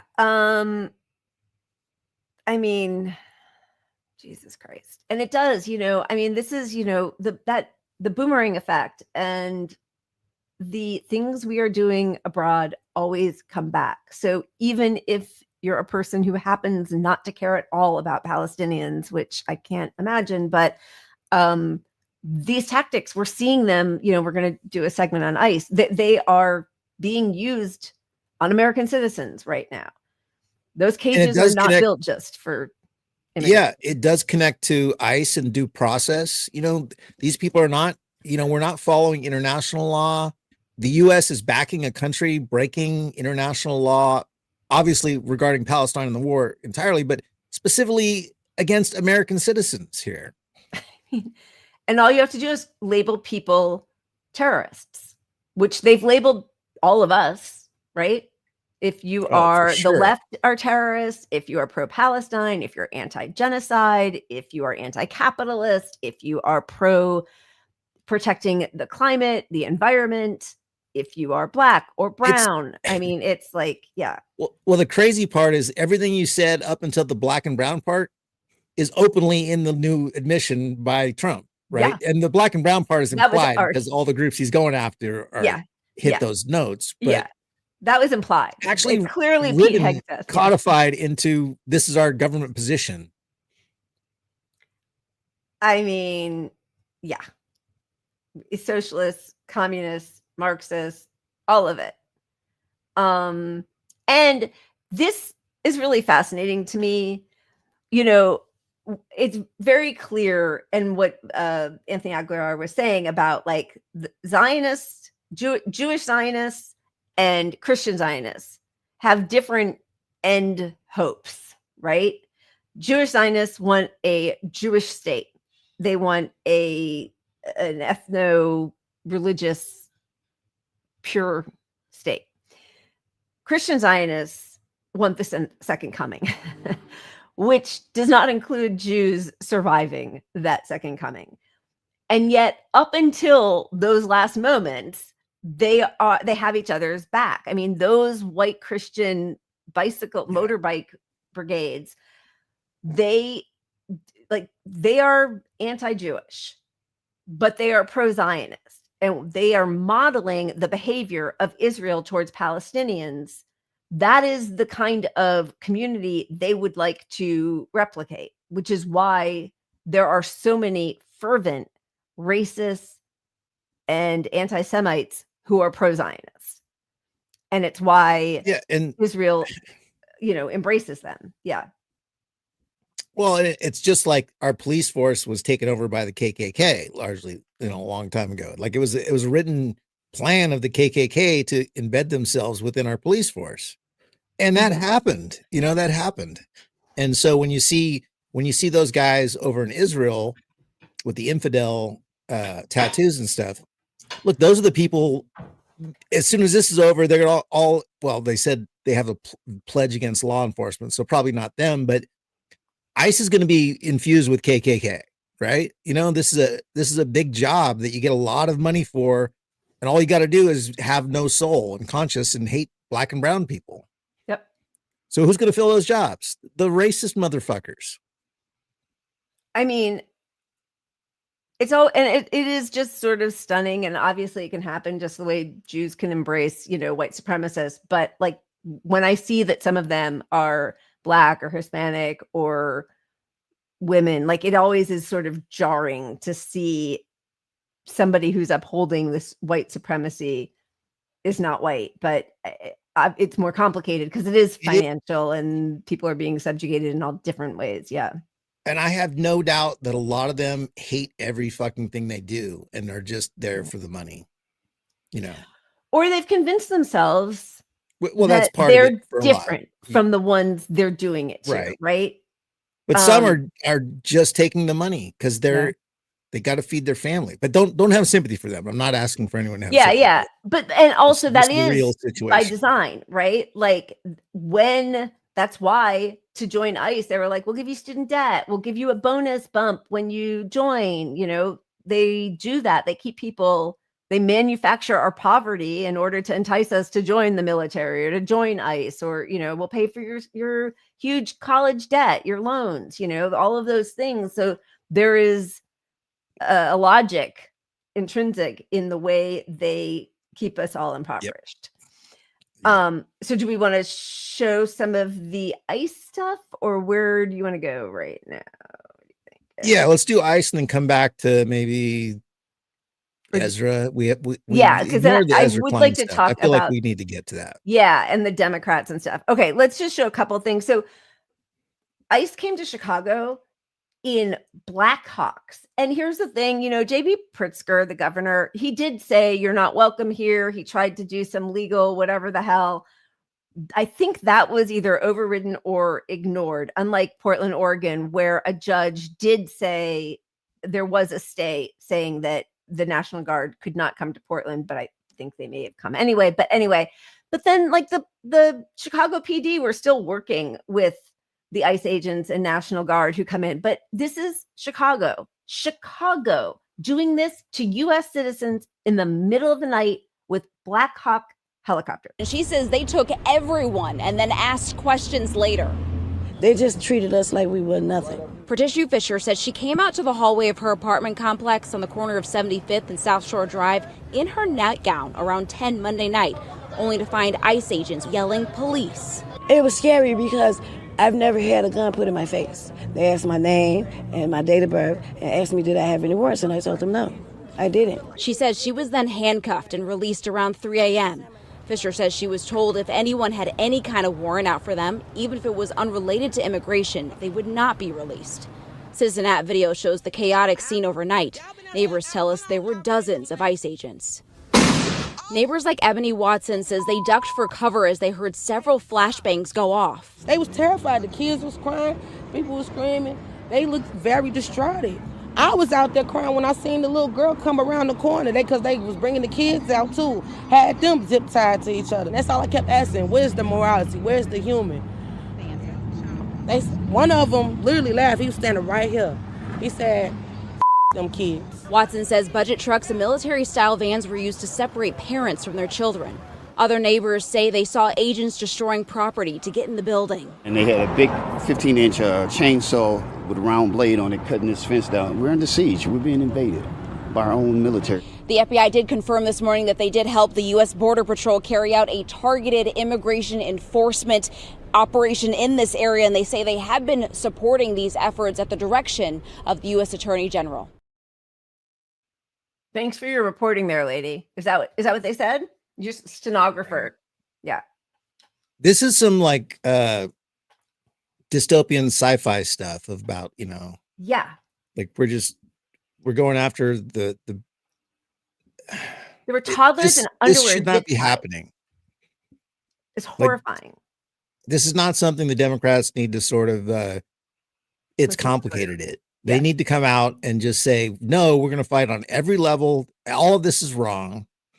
Instead, you've got even Democratic governors going, well, we could use their support, but we'd like it to not be on the street. We'd rather have their, let us do the streets and handle some paperwork for us and stuff. But it's such a weak response to this. I mean, it's just fascist. They're just completely complicit in the fascism. They put out a couple tweets and then they have their police departments aiding and abetting the military takeover of our cities. I mean, this, sorry, because we keep pulling.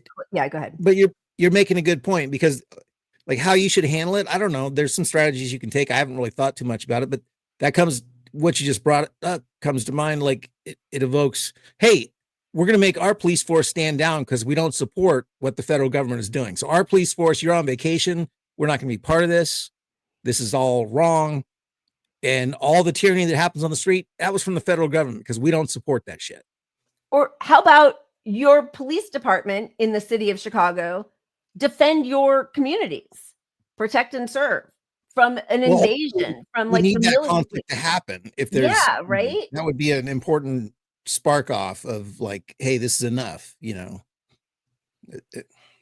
I mean, and it's so clear, as everybody is saying, and we see like these people, and yes, I've seen that and also read this, that yes, even though Pritzker was saying he didn't want them there, then you direct your mayor to direct his police force. Like, I mean, there's gotta be some guardrails put on all this. It's not just, grab your ankles and let the military, Trump's military, come in and raid our cities. And then, they put out this, they just keep doing these highly polished videos that are insane. Is this the grand? This is not. They did 2 of these, but we also have that. We have both of them. This is a DHS post, an official government post from the DHS.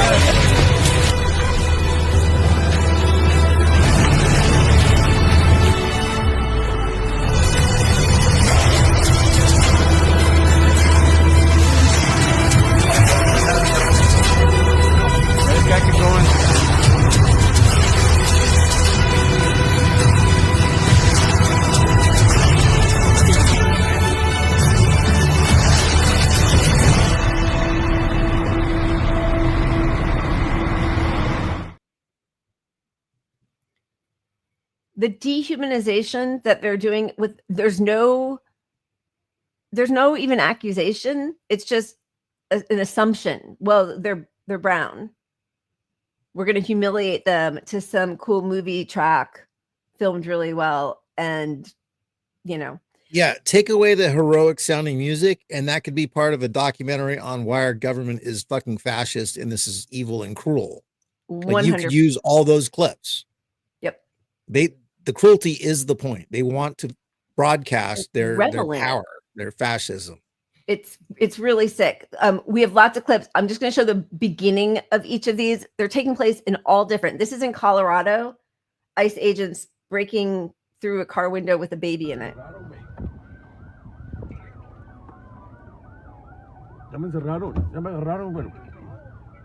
Stopped with guns pointed at them. What is he being pulled over for? What is he being pulled over for?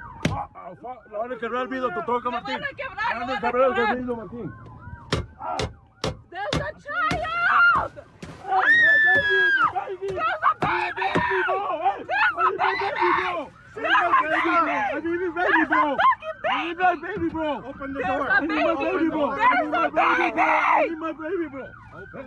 a baby! Can you guys have a little bit mercy, dude? He has a 1-month-old. He has a 1-month-old.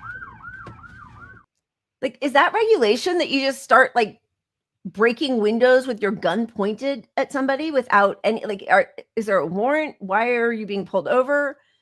This is another one. Of course not. That's all violation of due process, which they are pretending they can skip because we know, you're a terrorist or you're somehow caught up in ICE, but you still have to pretend that the rights exist that we all, sorry, my cat is like wigging out over here, but you can't, even if you supported all this violence against immigrants, right, which is wrong, but if you're a racist piece of shit, you still need to realize that could still be you because of this.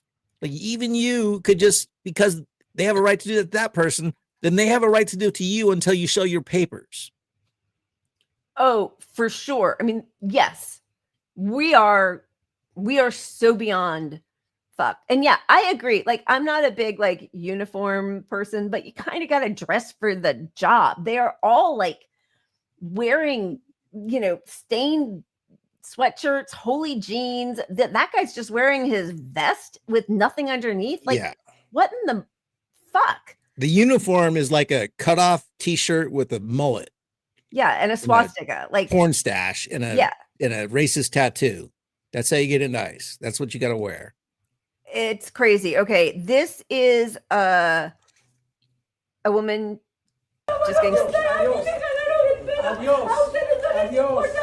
Her husband was being taken, and she's pleading with them.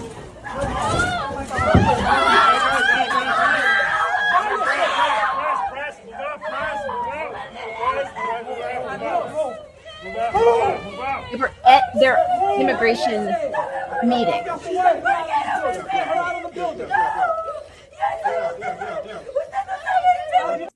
Complying with what the government is asking of them to check in for their immigration hearings, and there's just regular procedure, and people following the laws that we gave them to are getting detained and deported. Right.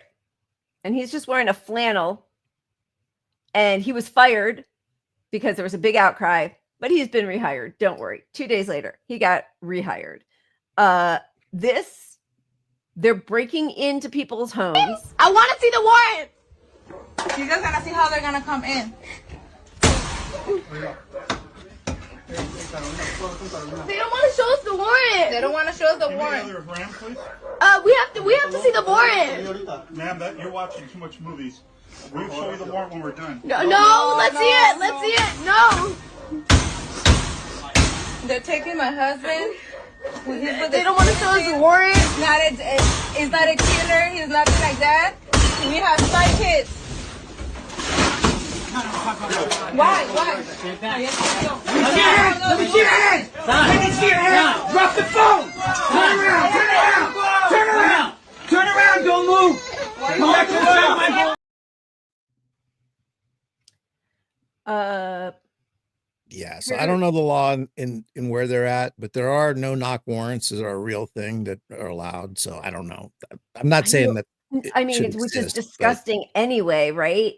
And anyway, isn't that a knock warrant? Wouldn't that be? I mean, that is they were knocking. Well, a no knock warrant means you're allowed to just break in regardless. Right. Like that's what happened to Breonna Taylor, right? They just broke in and shot the wrong person. Lovely. Exactly. Great. The point separate of that is, look, there's no reason you need a no knock warrant in these cases. We're not talking about violent, a crime.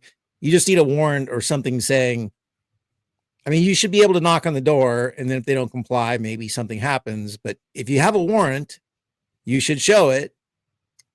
And this is not a risk situation where a no knock warrant would be justified. Is what I'm saying.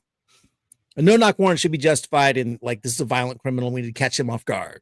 Right. Situation, or they could destroy evidence. We know we have a strong there's evidence in the downstairs bedroom, or But even then, there should be still some procedure that they went through to get even that, right? Of course. There's some documentation that this is allowed, even though it's right. But they feel no compunction to show the process or the legal justification for any of their actions. It's complete impunity, which I know we talk about this all the time. We all talk about it all the time. The, rules-based order is clearly a joke, whether it's at home or abroad or anywhere. And that's the point of all is they want it out there that they're not going to follow rules. They're just beyond our system right now. We're in charge. That's what matters, So like you just showed on the last guy who threw the woman down, whose husband was at the hearing for immigration hearing. That's the point. Yeah. They're not getting punished for this stuff. It is encouraged. It is put out by all these videos of the cruelty being shown. Yep. And Trump's behind it. You don't put a Grim Reaper guy up there. All right. We should show that. Yeah. I just want to show one last thing, because we talked about this the other day, that there's this band of legal activists. They're lawyers. They're activists.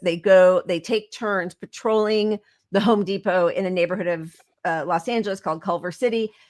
And they are, again, it should not matter, but they are US citizens and they're lawyers.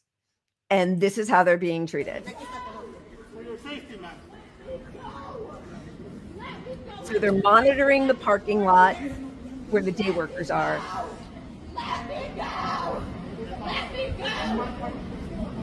I didn't. You told me I had white stuff on my mouth.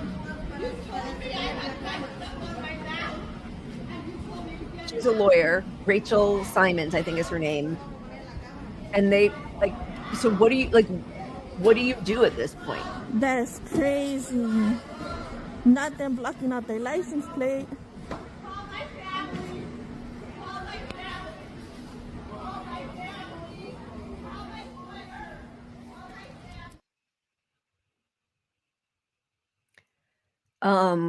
And then this is the video that the White House put out.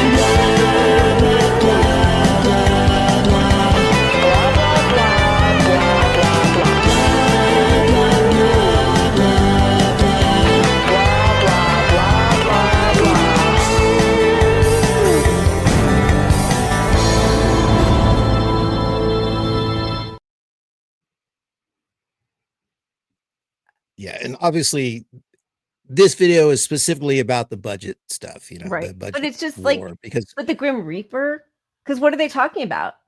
They're talking Grim Reaper- about cutting jobs. yeah, they're talking about, well, they're talking about cutting the Medicare, the people.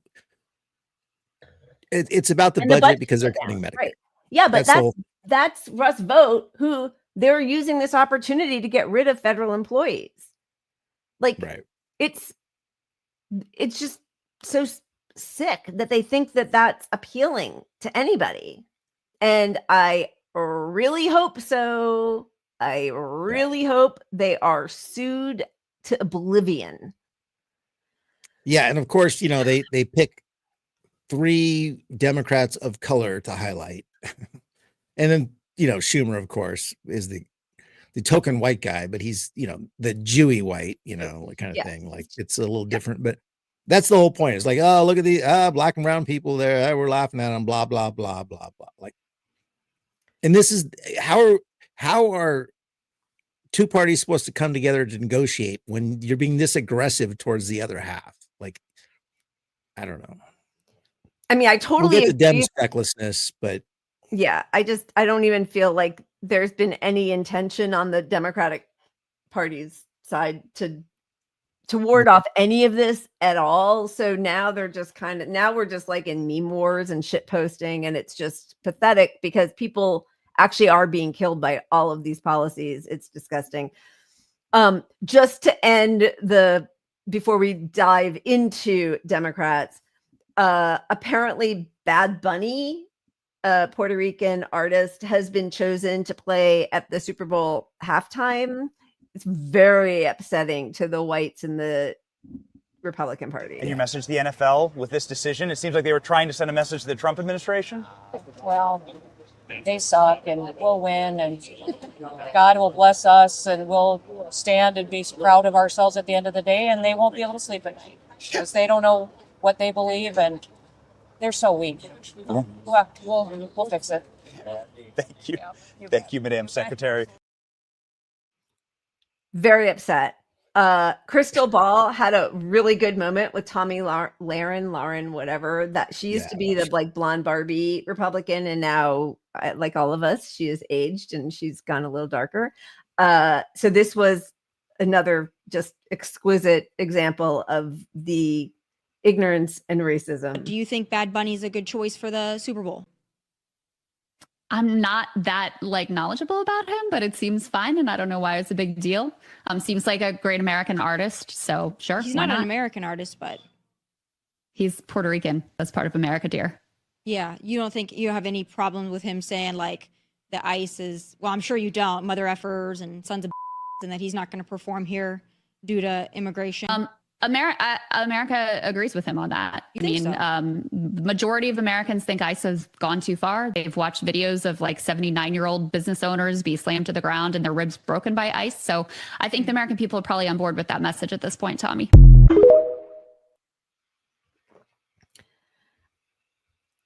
I don't know whether or not, but anytime you can get a deer in there to own some moron, I love it. Yeah, amen. That's how you handle them. Facts. You know, hey, people in your own party don't support what this guy's doing. So yeah. And he's from Puerto Rico. Have you heard of it? It's American. Deer. He's American deer. Yeah. You gotta love that. All right. Should we spin before we go to the Ezra Klein stuff? Oh, and by the way, Ezra, and then we've also got a little glimpse of Van Jones and Pete Buttigieg. Yeah. Oh God. All right. Who do you guys hate more, Ezra or Van Jones or Pete Buttigieg? Like fuck, marry, kill? No, let's not do that. Yes, that's a good fuck, marry, kill. Oh, I gotta think. No, I can't do it. I can't do it. Yeah, baby. I gotta think about it. Wait, do we ever what the fuck? We do have a what the fuck. A Charlie Kirk song. All right, I found this hilarious. I don't know if you guys will, but yeah. Express the horror and grief at the latest assassination. I have no doubt that Charlie's voice on the words she put into the hearts of countless, especially young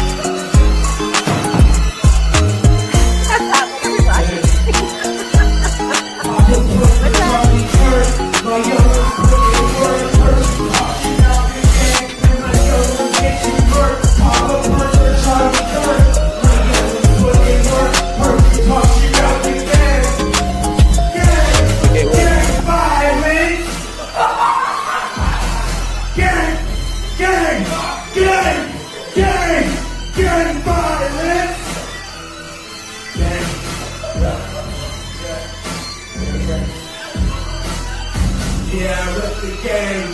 Yeah, rep the set. Charlie Kirk was 31.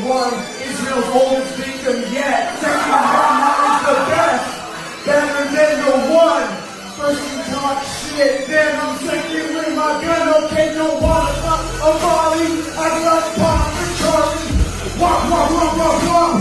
My gun's almost like Party B. My shooter name is Cardi B. Yeah, it's Party Bethlehem. Big shit, putting through the cell perfect Charlie Kirk. My gun was putting work. Heard you talking about the game, and my gun would get you hurt. Zionism is the crew. We're not like other Jews. We killed Charlie Kirk and we did 9/11 too. My gun was put in work. Hurt you, hurt you, hurt you, hurt you. Get by.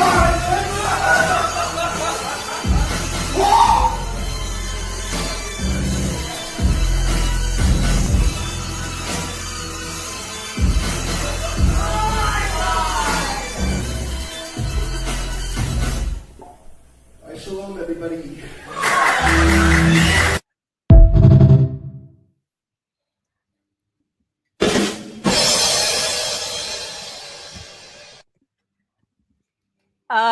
That was interesting. He had some moments. That was a lot. That was a lot. So I realized when I started playing it, I left an audio clip playing over the first part of it, so you couldn't even hear it very well. So sorry for that. It was like audio over the first minute of it had like some other audio, but anyway. That's very interesting. And just in regards to that, I'm sure everybody saw, but FBI Director Kash Patel said he would sever the Bureau's relationship with the Anti-Defamation League and the Southern Poverty Law Center amid outcry from right-wing groups who say the organizations wield their influence to silence conservatives. And that is because I think the ADL said some things about Charlie Kirk being anti-Israel. The ADL to me is just like a hate-mongering, disgusting organization. I think they're reprehensible. The fact that they've been working with the FBI on their like fake definition of anti-Semitism, which is anybody who just believes that Palestine should be free and that Palestinians have the right to self-determination, is abhorrent.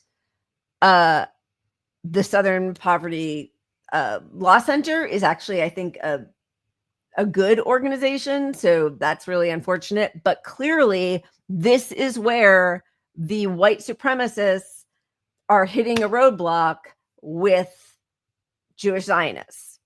And, you know, I don't know. Is this like a let them fight situation? I think it is. And I think it's all hand in hand with, it's so unpopular that our public face on the war is going to change. We're shifting gears over to Ukraine again. We're going to barely hear about the rebuilding except from the left media, you know, left non-mainstream media, non-legacy media. Yeah. We'll still talk about this forever, but our main media is going to pretend it doesn't exist anymore, just like COVID. It's going to be the same sort of like, remember back when there was this thing going on in Palestine? We'll start getting that kind of language. But there's a rift coming in the party because people don't want the money there. And so they have to kind of diffuse that, which is what's next. Yeah. All right. So knowing how vile and reprehensible these people in this administration are, there are different tacks that the party of opposition could take to them. And Ezra Klein is certainly carving out his own path. I hope nobody forgets it for the rest of eternity. He must be, I mean, I'm sure he makes, what, $500,000 for his, you know, intellectual ability at the New York Times. And I just find him an absolute embarrassment every step of the way. He had on Ta-Nehisi Coates for like an hour and a half interview, which was truly nauseating. I watched the whole thing, but we just pulled a few clips so that you wouldn't all turn the channel when we brought it on. Yeah. So this is the intro to how do we ever talk to the people on the other side? Look, I have, just in terms of bridging gaps and everything, I have a basic level of respect that I accord to everybody. You know what I mean? I want to say what I have to say. I don't want to shrink back from it. At the same time, I recognize that part of my audience, and I would say an important part of my audience, is people who have never enjoyed that respect. You know what I mean? People who, in fact, are subjects of the kind of hate that Charlie Kirk was harvesting. And I can't ever, A, contribute to making them feel like they've been abandoned. And B, I can't ever stand by and watch somebody do that. And in the name of unity or whatever, act like that's not happening, because there are real consequences. And so it's like, when I read his words towards trans people, Jesus, when I read, you know what I mean, the language towards Haitians specifically, which was very, very, Haitians will become your masters if you don't elect Trump. I mean, this is very, very familiar to me. You know, it's this idea of Haitians coming into the country or immigrants raping your daughters. I mean, this was really, really, really dark stuff. And I'm all for unifying. I'm all for bridging gaps, but not at the expense of my neighbor's humanity. I just can't. I think the thing we go to there, right? Not at the expense of my neighbor's humanity. Because I've gotten a lot of that in email, right? Like, how am I supposed to talk to these people? How am I supposed to deal with these people who are denying my humanity? I think that in losing as badly as we have imperiled trans people terribly. Yes. Politics is for power. Joe Biden did that. Politics is for power. And so I think that the question I am just genuinely struggling with isn't how to have like a great kumbaya moment. But I think it is taking seriously that something we're doing is not working. I mean, I had Sarah McBride, who's the first trans member of Congress on the show. And, you know, we were talking about every single survey you can offer on like trans rights has gone in the wrong direction the past couple of years, right? We've just begun to lose that argument terribly. And that has put people in real danger.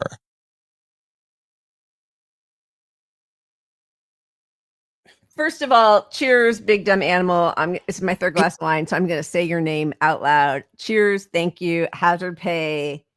We will split that $4.99 because the hour and a half of that interview was truly horrific. Thank you. Cheers. Yeah. Okay.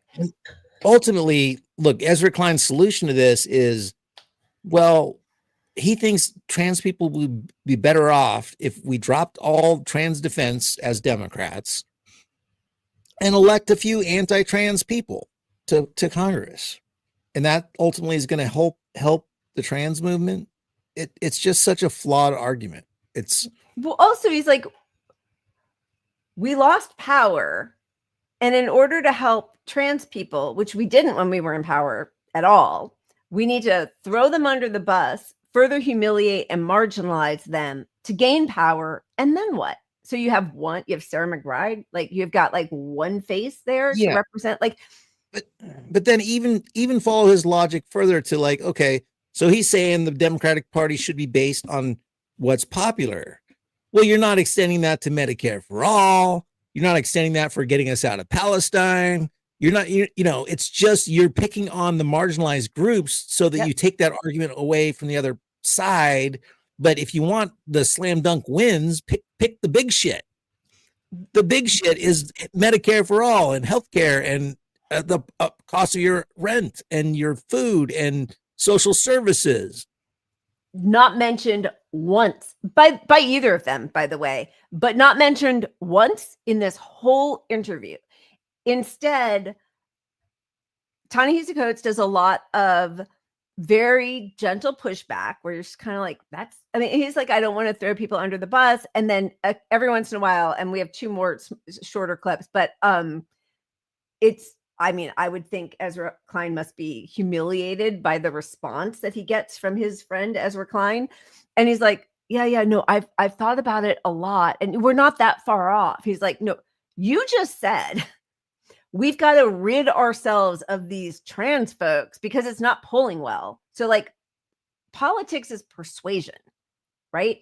You persuade people for what you think is the best policy that will help the most people if you truly are a public servant, right? That's what, and I know we all have our issues with Bernie now. I get it, but I think he opened up a lot of our eyes. Right now, Medicare for all, living wage, free public college, all of those things are popular across the board. Republicans, Democrats, independents, non-voters. Bernie has really stuck that landing over and over for decades, and it's worked. He has persuaded people that in the richest country in the world, we should not be the only country in the industrialized nations that has no universal health care, where people, right? All of those things.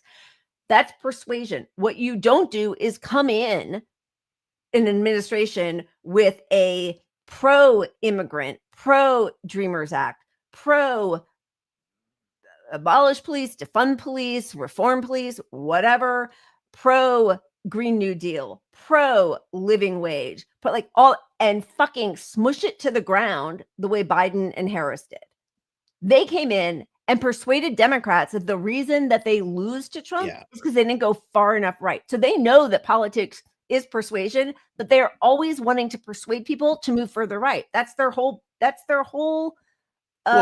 Ezra Klein's whole existence is to be some sort of argument against the Bernie movement, more or less. 100%. It's like the Democrats need something they can pretend is a real defense to not actually supporting that other shit.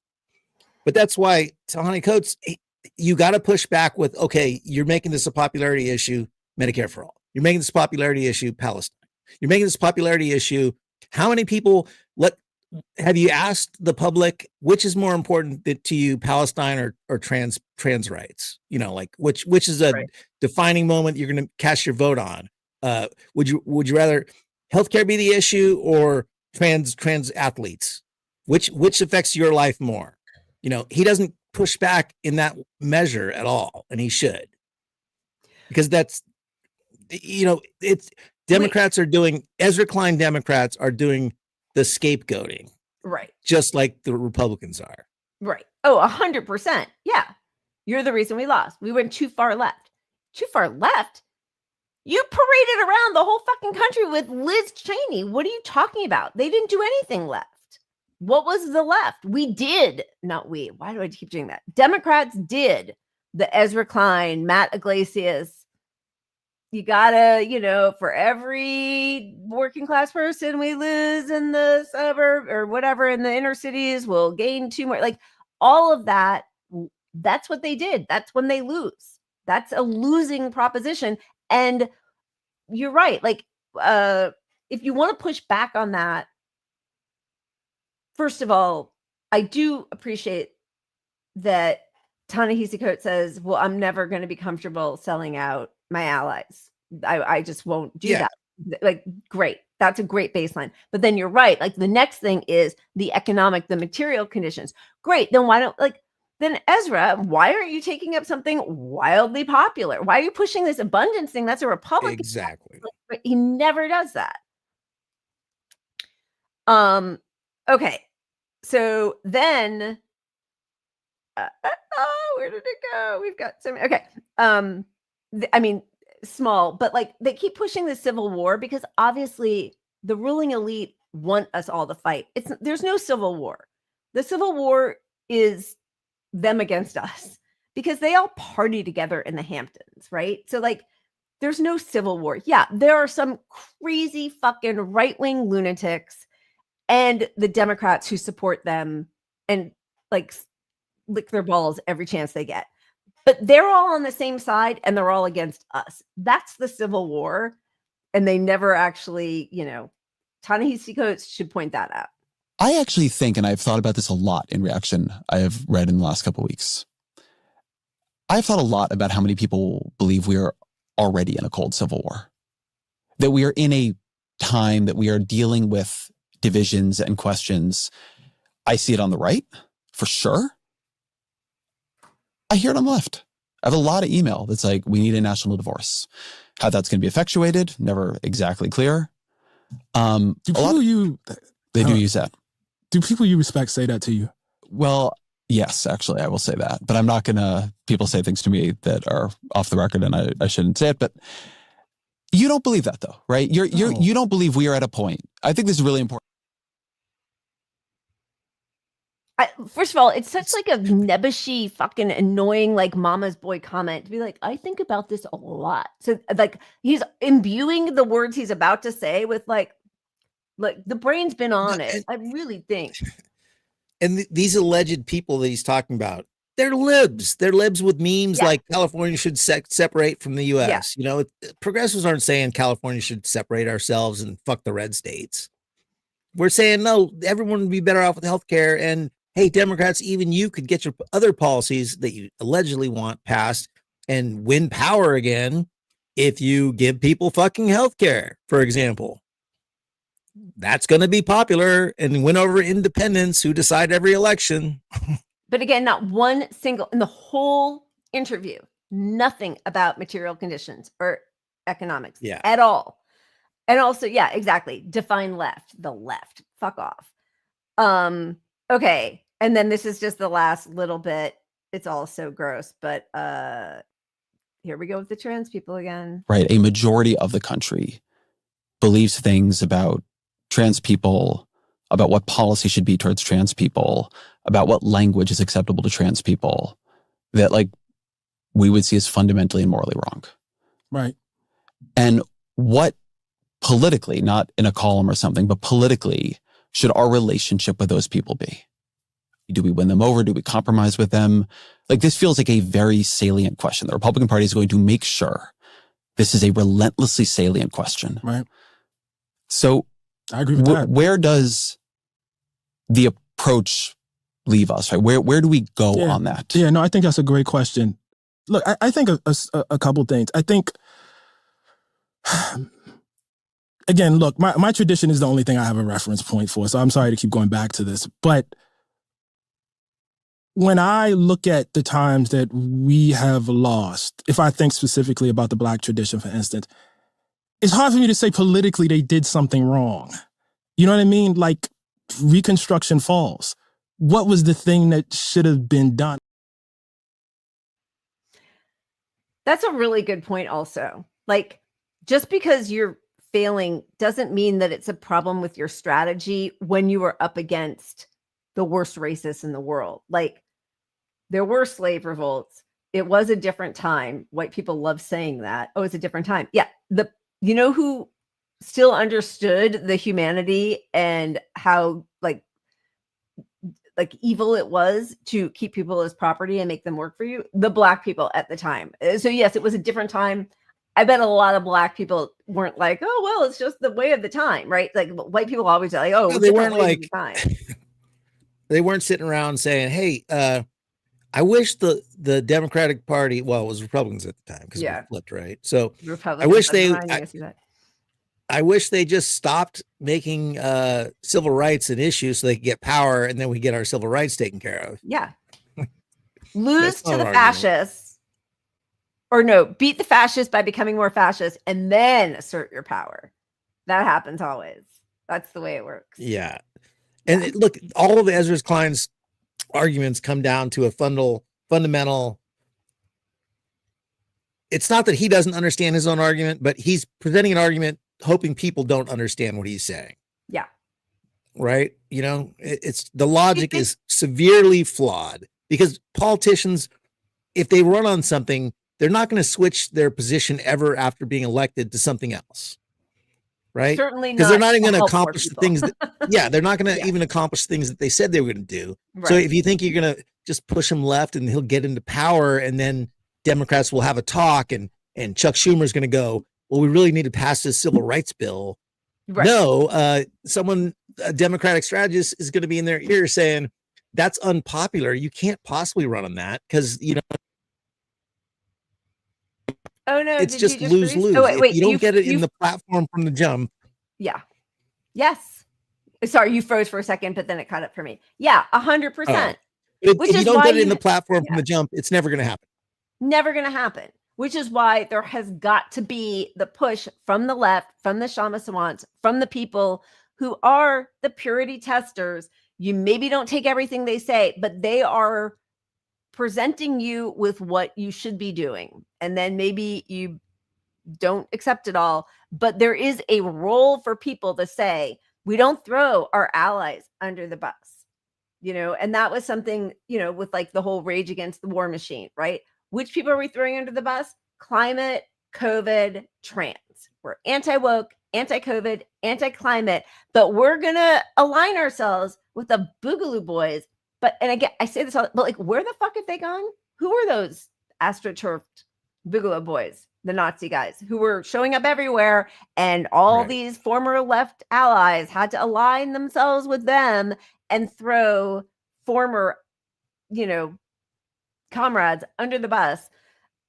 When you do that, you lose. There could be a discussion about what it means. I don't even know. Like, I honestly, I feel like what you say is every person deserves to be treated like a human being with dignity. I would like to focus on the policies that will help the most of the people and lift most of the people up. I do not want to mire myself in these smaller movements that are being created. They are like, because there are not that many trans people in the country or in the world. So why are you focused on trying to denigrate a group of people who are at the highest levels of being victims of domestic violence, of murder, of their rights being taken away. Like, why is that your focus? Let's focus on something that helps all of us, even these deplorables. Ezra Klein's so itching to, like, first to call a whole group of people deplorables, and also to call a group of people on the left like beyond redemption or whatever, not worth saving because we just got to get in power and then we can save them later. Focus on what's actually going to help lift up the most people without fucking over the least amongst us who have been so victimized. Yeah. And look, we're at a time where the economic impacts to people are so severe that they're ready for an argument that says, fuck that little silly, less important stuff that the right is focusing on. How many people does that impact compared to healthcare? And then if you want to talk about the trans stuff, okay, let's bring statistics into it. Let's see. So we're going to go after groups because your fear is that they're pedophiles, right? That's the big Christian right fear. They're taking right? your sports right. and they're pedophiles.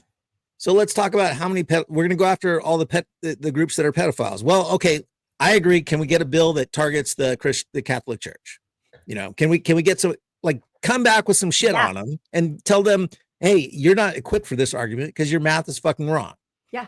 But if you're going to skip the argument entirely, go right to healthcare and say this affects everybody, not a fringe group of small people that are offended by it, or 100%.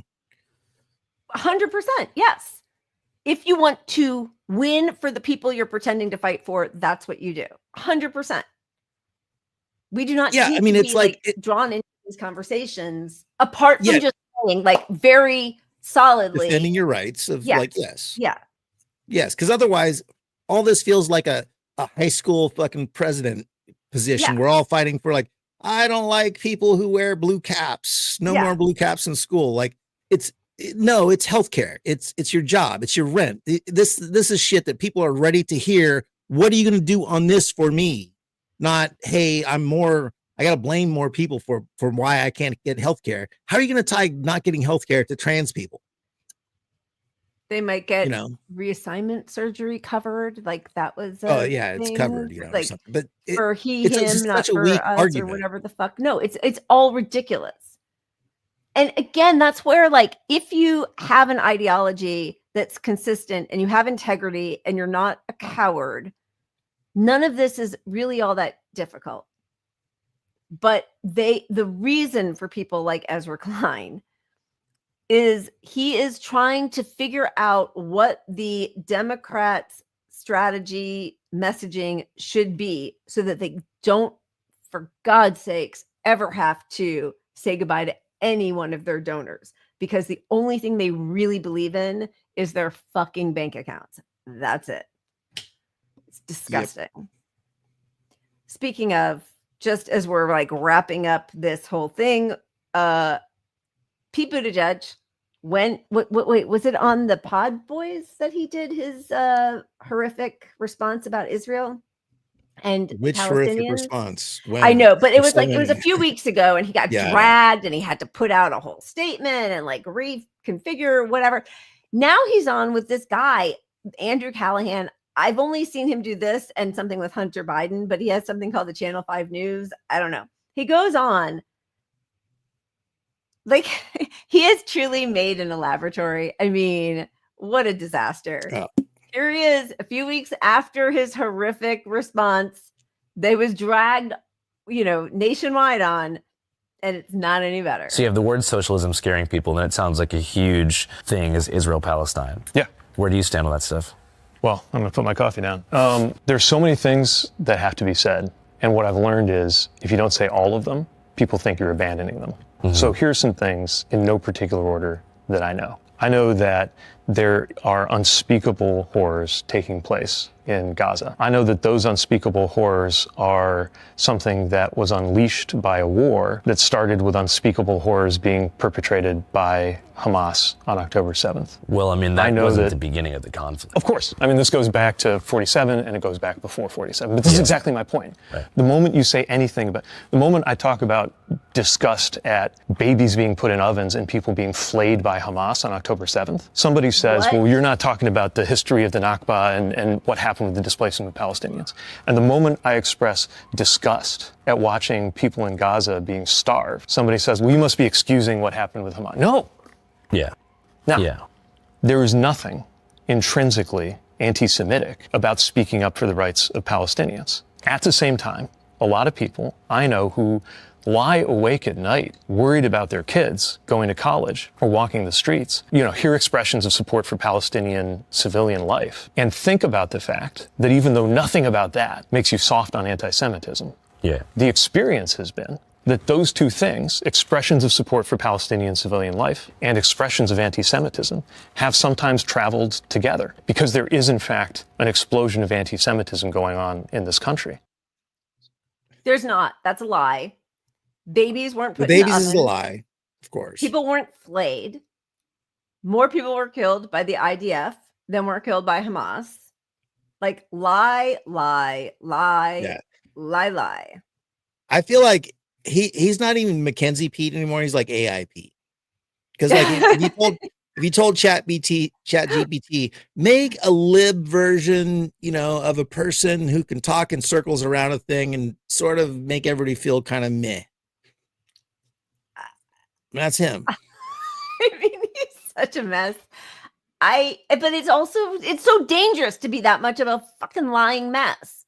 And also, listen, of course there is anti-Semitism. I'm not denying that. But the spike in anti-Semitism is bullshit. We've seen, there were actually a lot of resignations of just regular workers at the ADL this past year because they said, we're now including things we never included before. They were never included as being anti-Semitic, and we're included any time at any protest somebody says from the river to the sea or free Palestine. That counts as an act of anti-Semitism. Obviously, there are real violent acts of anti-Semitism, but this isn't it, and it's not increased except for because of Israel's genocide. Yeah, just to stick on the whole Civil War connection. His argument is like, okay, there are a lot of people we have to recognize are offended by signs asking for Black rights, and we have to validate it all because they're offended that they feel at risk from the Black people because you got your sign up asking for freedom of the vote. The request to vote is like, a lot of people in my district are uncomfortable with that. The whites don't really want your input in the whole democracy thing. Yeah, totally. That's exactly right. Also, and this is just an aside, but I did think it was interesting. So on the same day that I think 45 Palestinians were slaughtered like 4 days ago, in the UK, there was a synagogue that was attacked. 2 people, there was a guy who was like suited up in bombs and stuff who went to a synagogue where people were praying. 2 people were killed. You ready for this? This is crazy. And I'm not excusing him. Of course, that's horrible that he was going to do that. And that, I think, is, I don't think that that's like, controversial or disputed. Guess who killed the Jewish congregation members? Cop. The UK's Greater Manchester Police say they may have shot 2 victims in the synagogue attack by accident, one of whom died after receiving a bullet wound as officers took down the suspect before he could gain entry to the building. It's believed that both victims were close together behind the synagogue door as worshipers acted bravely to prevent the attacker from gaining entry. And why were the cops shooting at the door? But so that's fucked. Yeah. Anyway, we're going to hear about how that's the greatest act of anti-Semitism since the Holocaust in the UK or some craziness. Yeah. A good guy with a gun, except that even cop good guys with the guns just shoot it into a synagogue. Like, you might catch somebody in there. You got to kill the people to gain power to then fight for the people. I mean, it makes sense. There's an abundance somehow in this situation. All right. I know it's late. We should just end because then we'll never, I'm saying this, but we'll probably have to see him again. But Van Jones, right? Do you want to do it? Why not? Sure. Get your Mylanta or whatever you take, not to vomit Big dumb in your animal. mouth. You might not want to watch this clip either. He wanted his $4.99 back when he showed the second Ezra clip. Sorry. Too late. Sorry. Okay. Watch it so you don't have to, but now you got to watch it. Here you go. Progressive. Here's your progressive Van Jones. But isn't part of that because we had to fold everything into critical race theory, and somehow the Middle East became part of, I see it differently, and I love this conversation because I think people, those of us who went to college, give a lot more credit to college courses for how the world works than I do. This is not about critical race theory on college campuses. This is about Iran. Iran and Qatar have come up with a disinformation campaign that they are running through TikTok and Instagram that is massive. If you are a young person, you open up your phone and all you see is dead Gaza baby, dead Gaza baby, dead Gaza baby, right. Diddy, dead Gaza baby, dead Gaza baby. Like, that's basically your whole feed. So that's not DEI. That is a geopolitical adversary that is deliberately trying to divide the West against itself. That view is not. Okay, are any of those clips false, misproven, and inaccurate? No. Do you have any proof that you can bring to the table that Iran and Qatar are doing this? No. Also no. Why are you mocking college education as a leftist? You're playing into the argument that leftist kids are learning. You're implying that our college kids are getting influenced by these foreign adversaries, which plays into the whole First Amendment free speech shit. What are you doing, Van Jones? Van Jones one day will be super left and the next day he's this guy. I can't stand the fucking guy. I mean, just an utter disgrace, sellout. Because even if that were being amplified by Qatar and Iran, which there's no evidence that it is, but even if it were, it's true and it's a genocide. And your laugh line is dead baby, dead baby, dead baby. Lol. It's so funny. Imagine for a second if he was like, do you see that dead Jewish baby? My God, what? Lol. Everybody would lose their fucking minds. Yeah, it's just truly a piece of shit.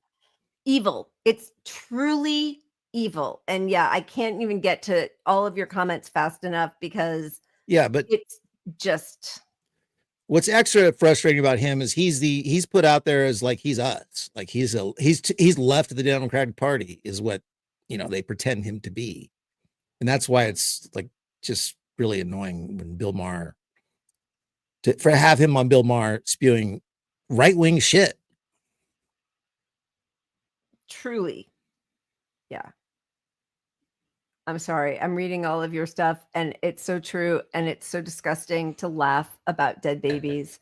The utter dehumanization of a whole group of people would not be possible without the complicity of progressives like that. So if you believe in a higher being or the depths of hell, okay. Wishing them well. Let's save Barry Weiss and the First Amendment stuff for our next show. Yeah. Okay. All right. Sunday Night Shit Show. Thank you to Anthony Aguilar. He has been really amazing in his advocacy for the Palestinian people after seeing what they have been subjected to or are being subjected to by the IDF, by US mercenaries, and by the US government. He's really doing fantastic work. And thank you for joining us. Thank you all for joining us. And General Strike, yo. Absolutely. See you Wednesday. Cheers. Thank you so much, Anthony Aguilar. Amazing. Keep punching up. So we're going out on Italy. I mixed in, there's two things here. There's the protest rally in Rome supporting Palestine. Ow, that's my cat clawing my pants. the musicians gathered in Italy, another part of Italy, to play Bella Ciao. Yeah. So it was a beautiful moment. Cheers. Pretty amazing. Cheers, guys. Thank you.